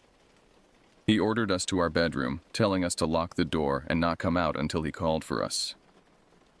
Through the bedroom window, I watched him check the exterior doors and windows, then take a rifle from the gun cabinet, a .30 .06 our grandfather had used for deer hunting. He loaded it methodically before stepping onto the front porch. He stood there for several minutes, scanning the darkness, before walking the perimeter of the cleared area, the rifle held ready. We huddled together in silence, straining to hear any sound that might indicate trouble. After what seemed like hours but was probably 20 minutes, Marcus returned to the house. When he came to our room, his face was composed, but I noticed his hands trembling slightly as he returned the key to his pocket. "Nothing to worry about," he said with forced cheerfulness. "Just me playing a joke on you earlier. You kids have overactive imaginations." But his eyes told a different story, and I noticed he checked the locks twice before going to bed. He also moved his sleeping bag into the hallway outside our room, claiming he was too tall for the couch but obviously positioning himself between us and the front door. None of us slept well that night. Every creak of the old house settling, every whisper of wind through the trees outside, jolted me awake. Sometime around dawn, I heard Marcus moving around the kitchen, making coffee. When we finally emerged for breakfast, he looked exhausted, with dark circles under his eyes suggesting he'd barely slept. The rest of the weekend passed without incident, but an unspoken tension hung over us. We stayed close to the house, playing board games and watching movies instead of venturing into the woods. When my mother arrived on Sunday to take me home, I felt an overwhelming sense of relief that I couldn't explain to her. For several years after the incident, I avoided visiting Grandmother Eleanor's property alone. When family gatherings required my presence, I made excuses to stay indoors after sunset and refused to participate in any games that involved the wooded areas of the property. My direct experiences with Black Ridge National Park continued, however. My father, an avid fisherman, frequently took me to the park's numerous streams and lakes. During these trips, I began noticing details I had previously overlooked, or perhaps subconsciously avoided. On one fishing expedition when I was 12, we ventured to a remote lake accessible only by a 3-mile hiking trail. We arrived late in the afternoon and decided to stay until dusk to catch the evening insect hatch that would bring trout to the surface. As the sun dipped below the ridgeline and shadows lengthened across the water, I noticed an unusual stillness descend over the lake. The constant background chorus of bird song and insect noise abruptly ceased, creating a vacuum of silence that felt almost physical in its intensity. My father, focused on landing a particularly large trout, didn't seem to notice. Scanning the shoreline, I spotted what appeared to be a figure standing perfectly still among a cluster of birch trees on the opposite bank. The distance was too great to discern details, but something about its posture, unnaturally erect and motionless, raised the hairs on my arms. When I pointed it out to my father, he squinted across the water before shrugging. "Probably just a dead tree," he said. "Your eyes play tricks in this light." But when I looked again, the figure had moved several yards to the right, still maintaining that perfect stillness that no human could achieve. I insisted we leave immediately, inventing a story about homework I'd forgotten was due the next day.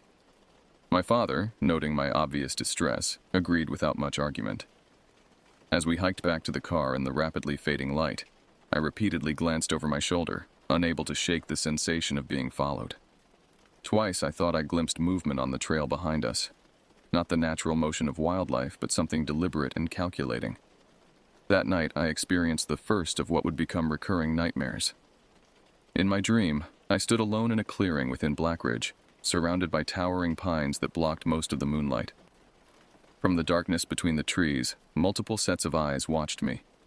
Not animal eyes reflecting light, but something more aware, more intelligent. When I tried to run, my legs moved with agonizing slowness, as if wading through deep water. I woke, gasping for breath, sheets soaked with sweat, convinced for several terrifying seconds that I was still in that clearing, still being watched by whatever lurked in Blackridge's deepest recesses. 3 years passed. I was 13, navigating the complexities of middle school and beginning to question many of the beliefs and fears of my childhood. During summer break, I attended a family reunion at a state park facility far from Blackridge. Marcus, now graduated from college and working as an environmental engineer, attended with his fiancée. Late in the evening, after most of the family had retired to their cabins, Marcus and I found ourselves alone by the dying embers of the communal fire pit. We talked about his job, my interest in photography, and eventually, inevitably, about Blackridge. "Do you remember that night at Grandma's house?" I asked, trying to sound casual. "The night we thought we saw you in the woods?" Marcus stared into the glowing coals for a long moment before answering. "I've been waiting for you to bring that up," he said quietly. "I figured one of you would eventually." He took a deep breath. "I lied to you kids that night. What you saw wasn't me playing a joke, and it wasn't your imagination. The truth, as Marcus explained it, was both more mundane and more terrifying than the supernatural explanations I'd contemplated over the years. The figure we encountered likely wasn't a forest spirit or mythological entity, but a human, albeit one with disturbing intentions. "The Park Service doesn't publicize it much," Marcus said, "but there have been reports for decades about someone, or possibly several individuals, living deep in Blackridge's most remote areas. People who've gone feral, for lack of a better term." He explained that according to his research, which included reviewing incident reports from park rangers and interviewing longtime residents, at least 3 people had gone missing in Blackridge in the 1970s, whose bodies were never recovered. One theory held that these individuals hadn't perished, but had chosen to remain in the wilderness, gradually losing connection with civilization and adapting to a primitive existence. "The human mind can deteriorate in isolation," Marcus explained. "Combined with the challenges of wilderness survival and possible pre-existing mental health issues, it's not inconceivable that someone could regress to an almost animal-like state." What we had encountered, Marcus believed, was one such individual. Someone who had observed our family from a distance and perhaps developed a fixation on the property or on us.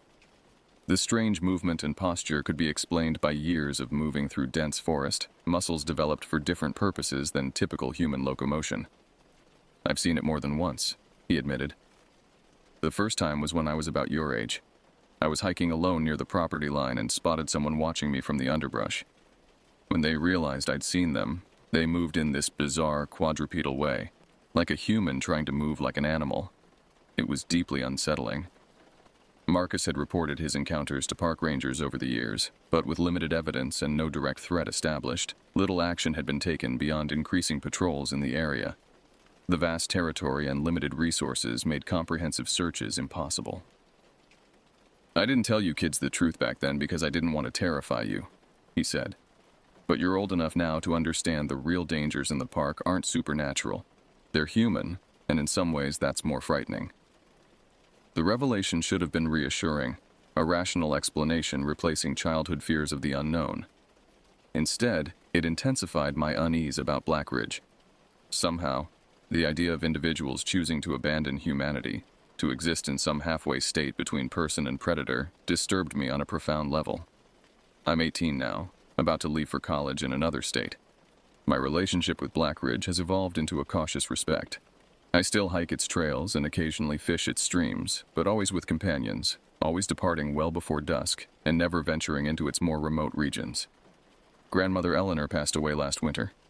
The old property has been sold, the house renovated by new owners unaware of its history.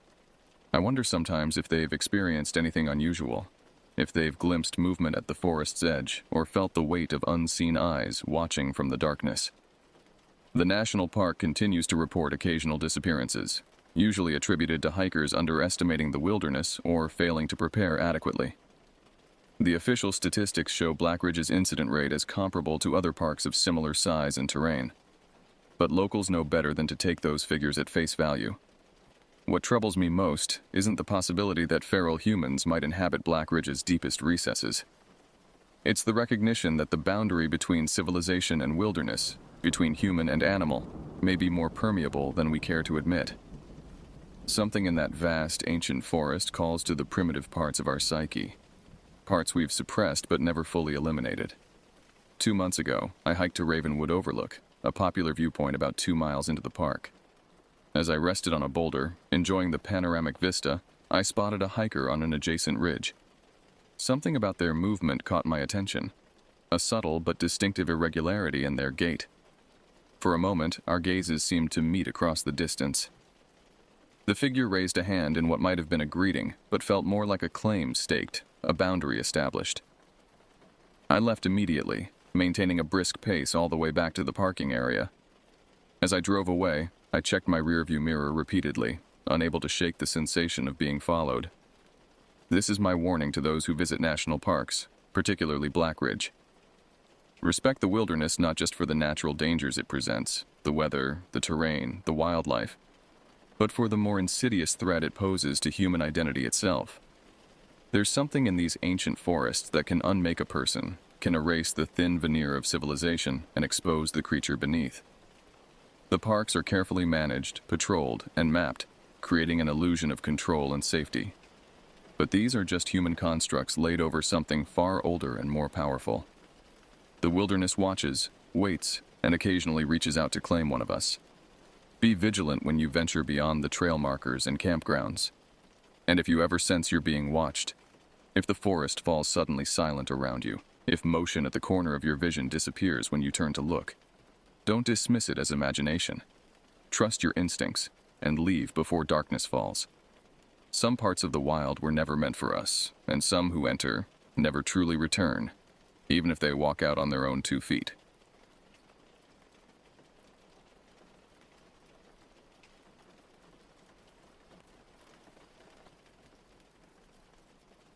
My name is Zachary, and 5 years ago, when I was 13, I experienced something that changed me forever.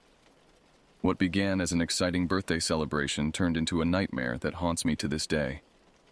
It was October 2020 when my grandfather and 2 uncles, I'll call them Uncle Ray and Uncle Devin, decided to take me on a special hunting trip to celebrate my birthday. Our destination was a remote property deep in the northern Minnesota woods near 2 harbors.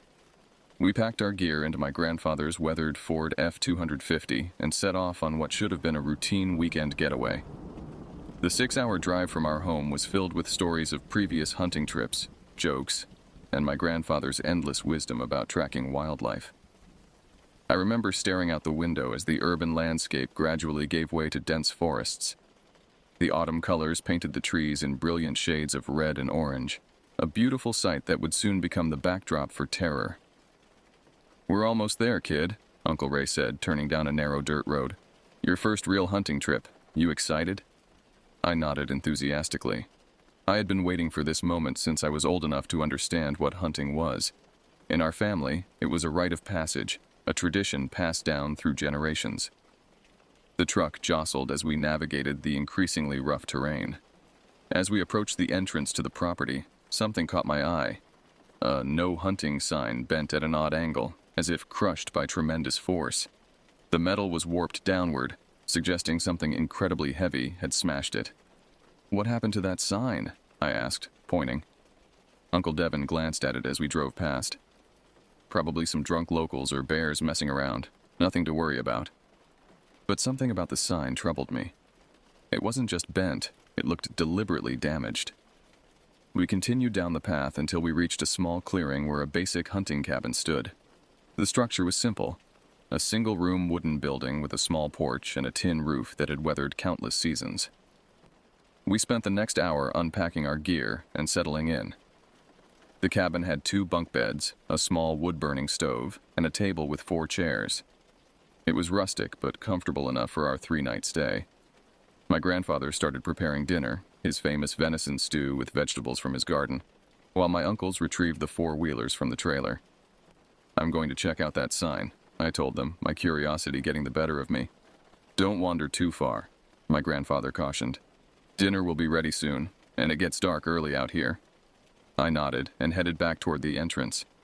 The forest was quiet, with only the occasional rustling of leaves and distant bird calls breaking the silence.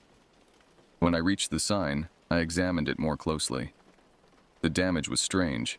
The metal was crushed as if in a giant vise, and on the backside I noticed 4 long, deep gouges.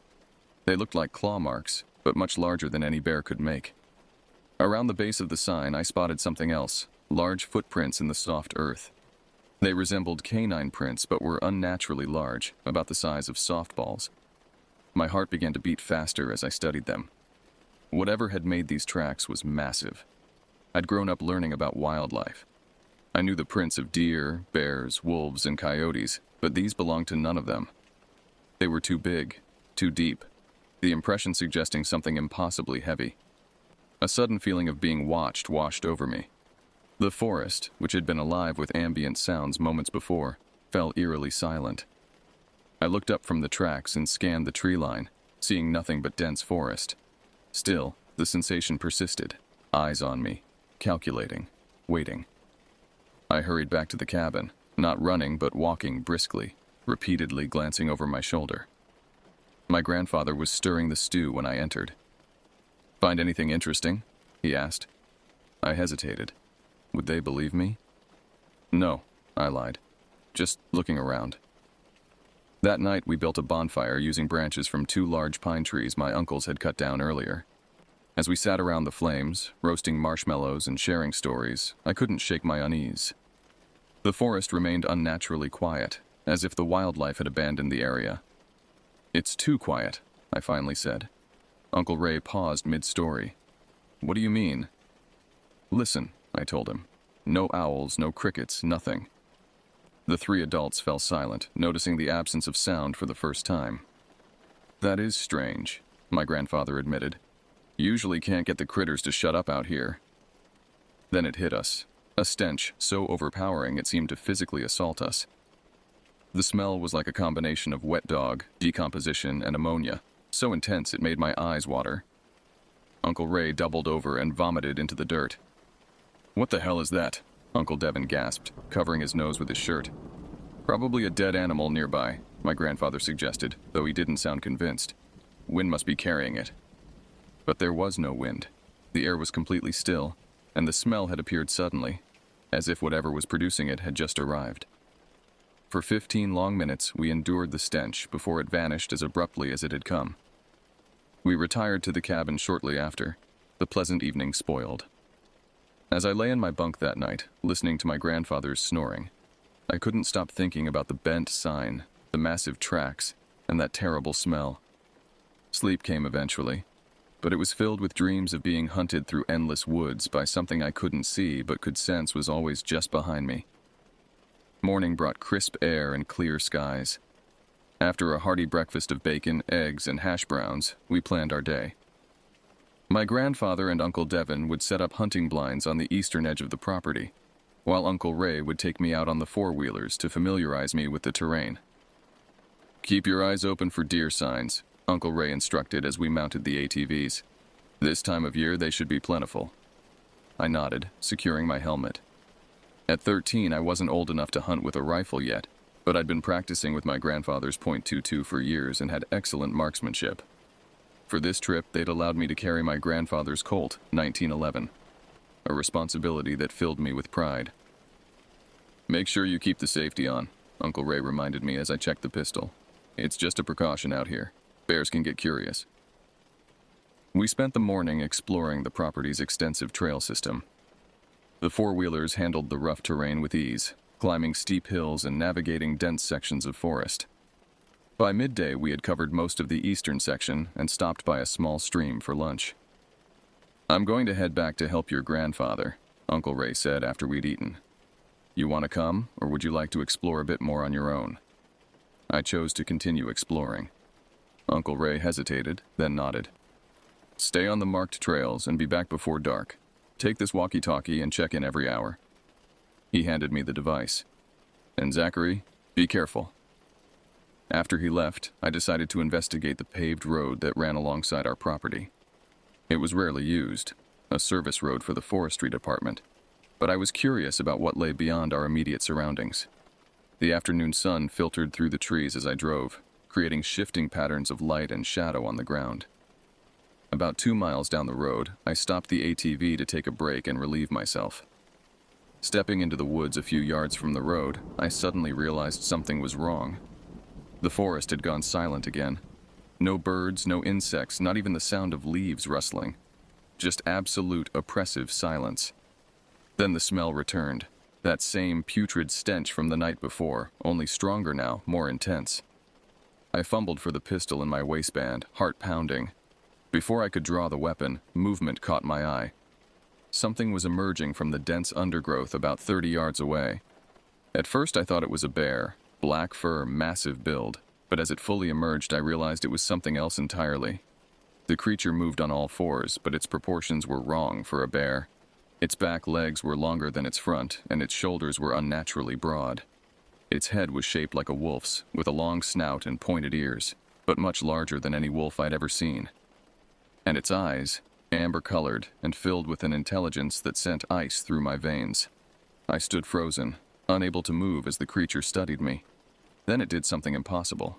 It rose up on its hind legs, standing nearly 8 feet tall. The movement was accompanied by a series of sickening popping sounds, as if its joints were reconfiguring. In that moment, rational thought abandoned me. I wasn't looking at a bear or a wolf. This was something else, something that shouldn't exist. Its fur was a dark grayish-black that seemed to absorb the surrounding light. Those eyes locked onto mine, and I felt naked, exposed, as if it could see straight through to my core. My survival instincts finally kicked in. I sprinted back to the ATV, which I'd left running, and jumped on. The creature dropped to all fours and charged, moving with horrifying speed. I gunned the engine, the tires spinning in the dirt before finding purchase on the pavement. The ATV shot forward, speedometer climbing, 25, 30, 35 miles per hour. But in my side mirror, I could see the creature giving chase, its massive form covering ground with impossible speed. It was keeping pace with me. With one hand on the handlebars, I managed to pull the Colt from my waistband and release the safety. The ATV hit 45 mph, its top speed, but the creature was still closing the gap. In desperation, I twisted around and fired a shot.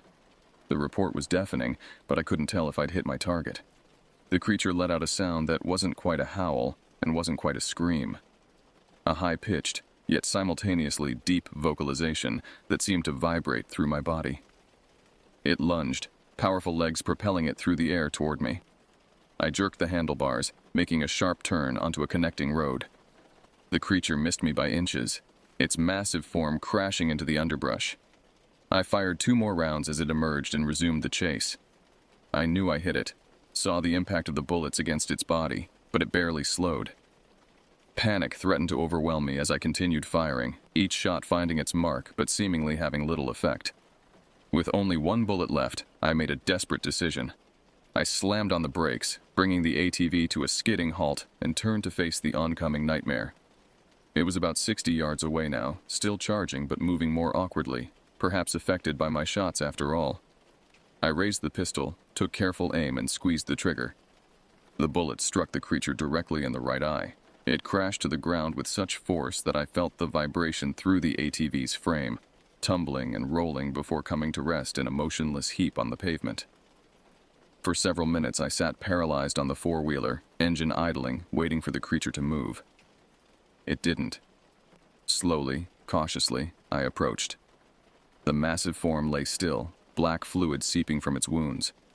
Up close it was even more terrifying. Muscles bulging beneath its fur, massive claws extending from its fingertips, jaws filled with teeth that would make a shark envious. I needed to be certain it was dead.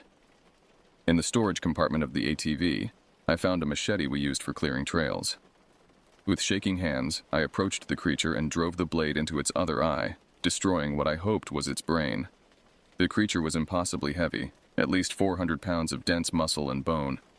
It took every ounce of my strength to drag it off the road and into the trees. By the time I finished, my clothes were soaked with sweat and the creature's dark blood. The ride back to camp was a blur. My mind couldn't process what I'd just experienced. What was that thing? How could it move so fast? Why didn't it die when I shot it repeatedly? When I arrived at camp, my family was gathered around the fire preparing dinner. I parked the ATV, trying to appear normal despite my shaking hands and the blood on my clothes. "What happened to you?" Uncle Devin asked, noticing my disheveled state. "Fell off the four-wheeler," I lied. "Got a bit scraped up, but I'm fine." "You're being careful out there, right?" my grandfather asked, his eyes narrowing with concern. I nodded, avoiding his gaze. "I'm going to clean up." In the small bathroom attached to the cabin, I scrubbed the blood from my hands and changed my clothes, hiding the stained garments at the bottom of my bag. My mind raced with possibilities. Should I tell them? Would they believe me? Would they think I was crazy or making up stories? I decided to keep quiet for now. Without proof, my story would sound like the imagination of an overexcited teenager. But I knew what I'd seen, what I'd killed. That night, I couldn't sleep. I lay in my bunk, listening to every sound outside the cabin walls. I had retrieved an extra magazine for the Colt and loaded it with hollow point rounds. The pistol was under my pillow, and my grandfather's .243 hunting rifle was propped against the wall beside my bunk. Eventually, exhaustion overcame my fear, and I drifted into a restless sleep filled with nightmares of amber eyes and gnashing teeth.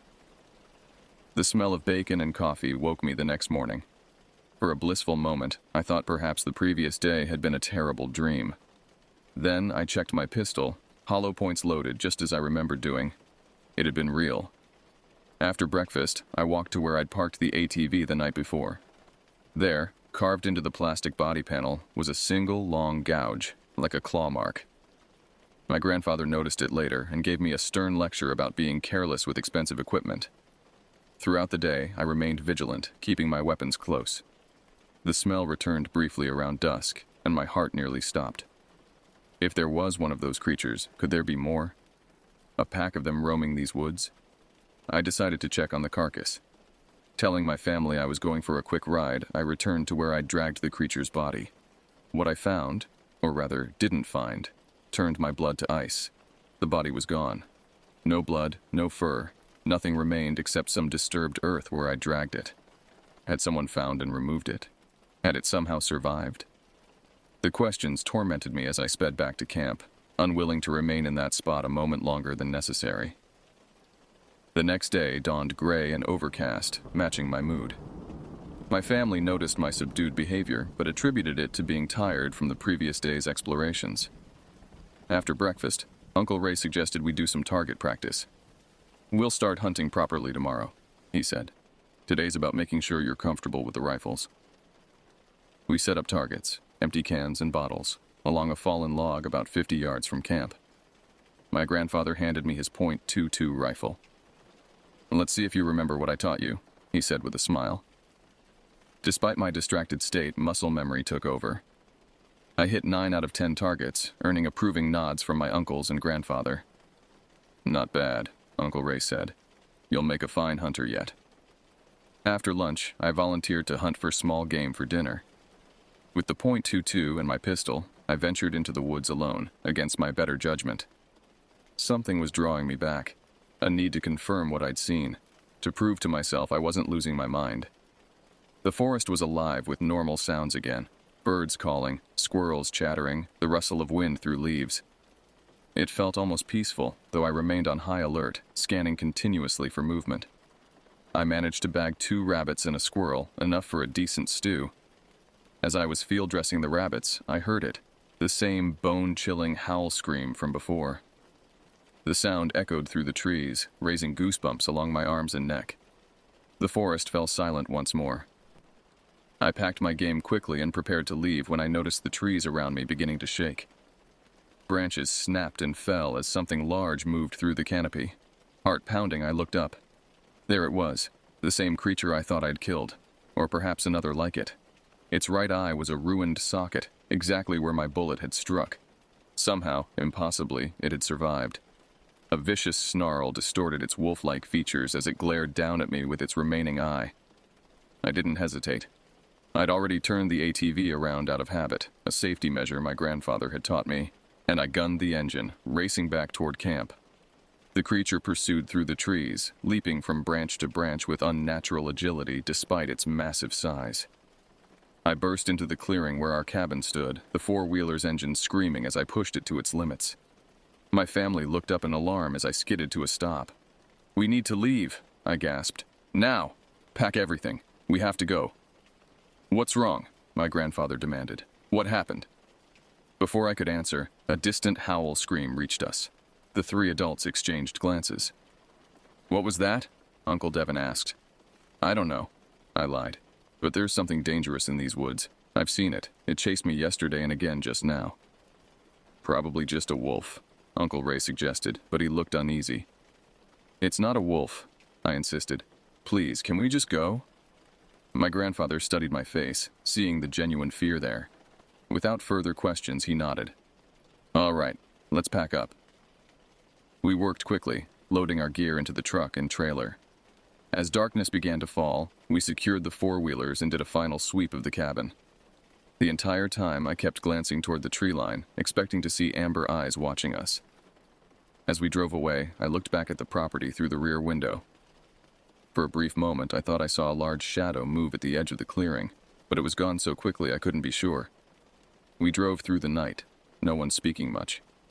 My uncles and grandfather clearly thought I'd been spooked by a normal predator, a bear or wolf, but they respected my fear enough not to question me further. I never told them the full story. How could I explain what I'd seen? They wouldn't have believed me. But I know what chased me in those woods wasn't any natural animal. It was something else. Something that shouldn't exist in our world but does, hiding in the remote wilderness, rarely seen, but always hunting. In the weeks following our abrupt departure from the hunting trip, I struggled with nightmares and insomnia.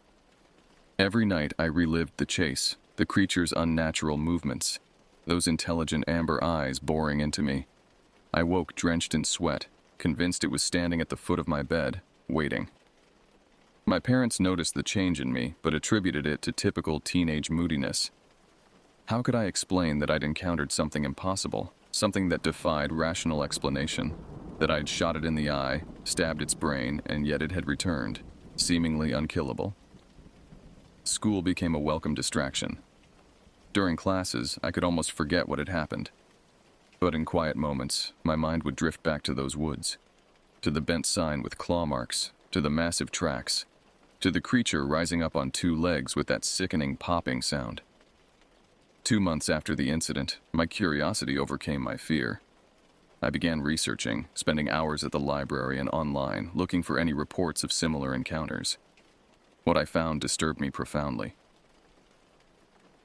There were accounts, dozens of them, from across the country, describing creatures remarkably similar to what I'd seen.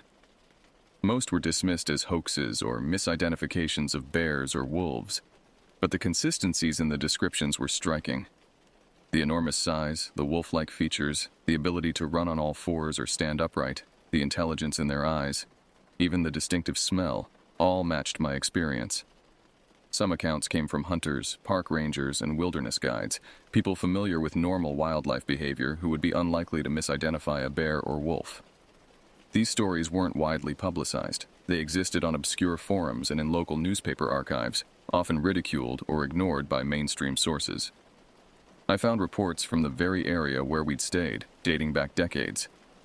In 1978, a forestry worker described being stalked by a massive wolf-like creature that walked like a man. In 1992, a family camping near two harbors abandoned their site after finding tracks the size of dinner plates around their tent and hearing screams like nothing on this earth. In 2007, a hunter vanished in those same woods. When search parties found his camp, they discovered his rifle bent nearly in half. The more I researched, the more convinced I became that what I'd encountered was real and known to others. I began corresponding anonymously with researchers who studied unusual predator behavior, sharing my experience without revealing my age or name. One researcher, a wildlife biologist from northern Minnesota, took particular interest in my account. She had been collecting similar stories for years and believed they represented an undocumented predator species, perhaps a remnant population of a prehistoric wolf ancestor or an extreme case of genetic mutation. The scientific community dismisses these accounts, she wrote to me, but science has been wrong before. New species are discovered every year, even large mammals occasionally. What you encountered may simply be something not yet formally documented. Her rational, scientific approach provided some comfort. If what I'd seen was a flesh and blood animal, albeit an extremely dangerous and unusual one, then it wasn't supernatural. It could be understood, studied, and potentially avoided. But deep down, I remained unconvinced.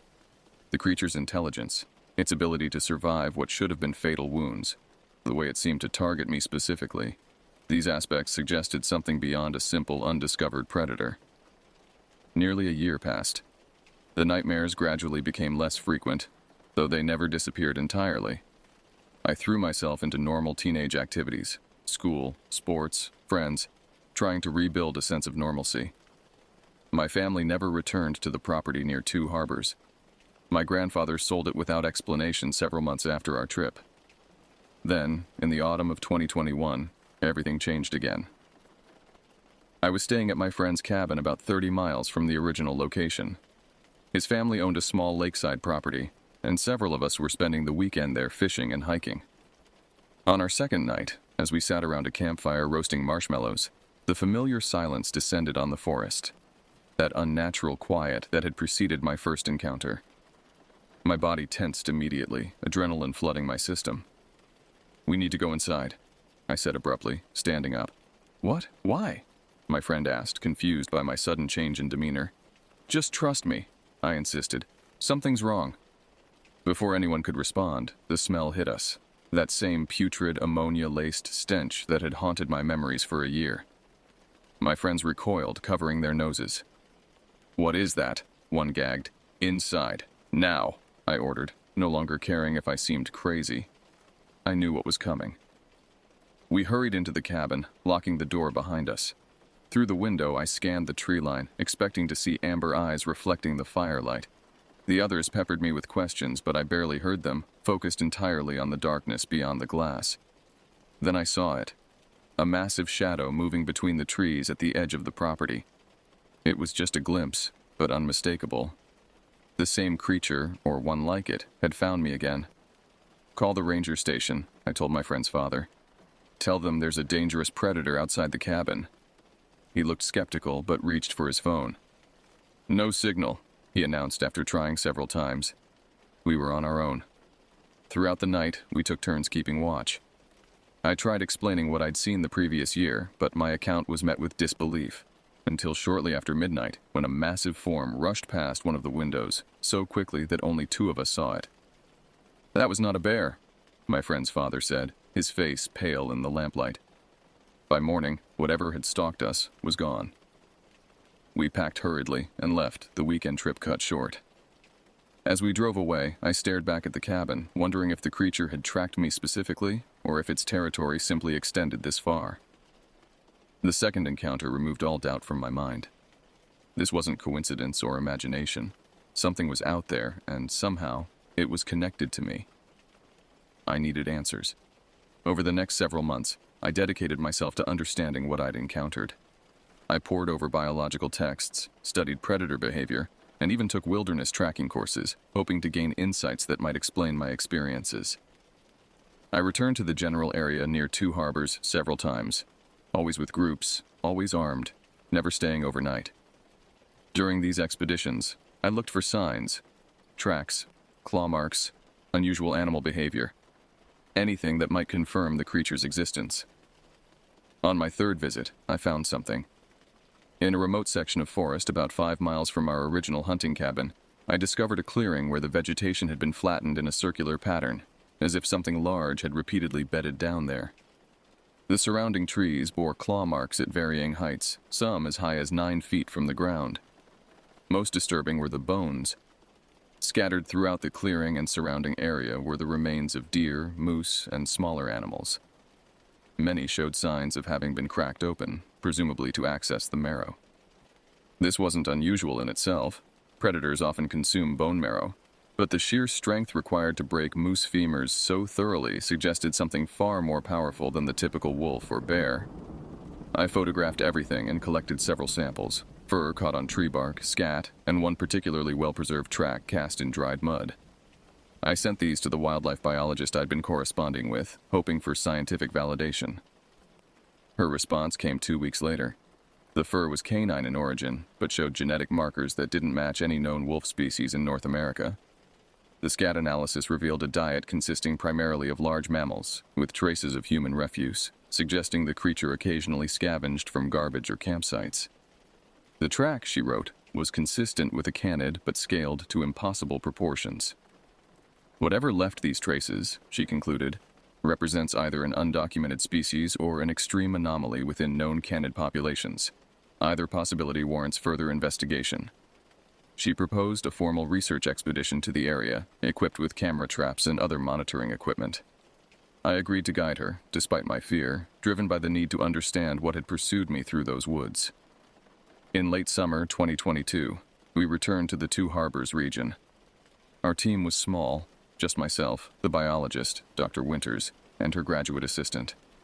We carried scientific equipment, camping gear, and, at my insistence, firearms. Dr. Winters was skeptical about the need for weapons but didn't object, recognizing my experience with the creature. We established our base camp near the clearing I'd discovered, setting up camera traps in a 2-mile radius. For 3 days, we documented the area, collected samples, and monitored wildlife movements. Normal animal activity was noticeably absent. Few birds nested in the trees, no small mammals scurried through the underbrush, and even insects were scarce. This is unusual, Dr. Winters admitted on our third evening. Predator presence typically doesn't eliminate all other wildlife to this extent. Something is keeping them away.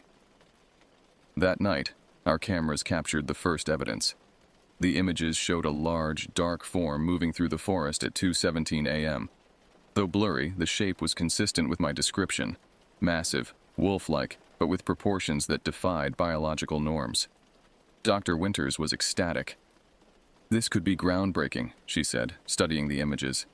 "If we can document this creature properly, it would represent one of the most significant zoological discoveries in decades." Her excitement was short-lived. That evening, as darkness fell, the forest went silent. The familiar stench rolled through our camp like a toxic cloud. Dr. Winters and her assistant noticed immediately, their scientific curiosity quickly giving way to unease. "That smell," Dr. Winters whispered. "It's not consistent with any known predator's territorial marking." "It's here," I said simply, retrieving my rifle from the tent. "Both of you, get inside now." But it was too late. From the darkness beyond our campfire came that distinctive howl scream, the sound that had haunted my nightmares for 2 years. Dr. Winters froze, her expression shifting from academic interest to primal fear as she realized we were in imminent danger. The trees at the edge of our clearing began to shake. Something massive was moving toward us, branches snapping under its weight. Then it emerged, the creature, even larger than I remembered. Its right eye was still missing, the socket a mass of scar tissue, confirming this was the same individual I'd shot years before.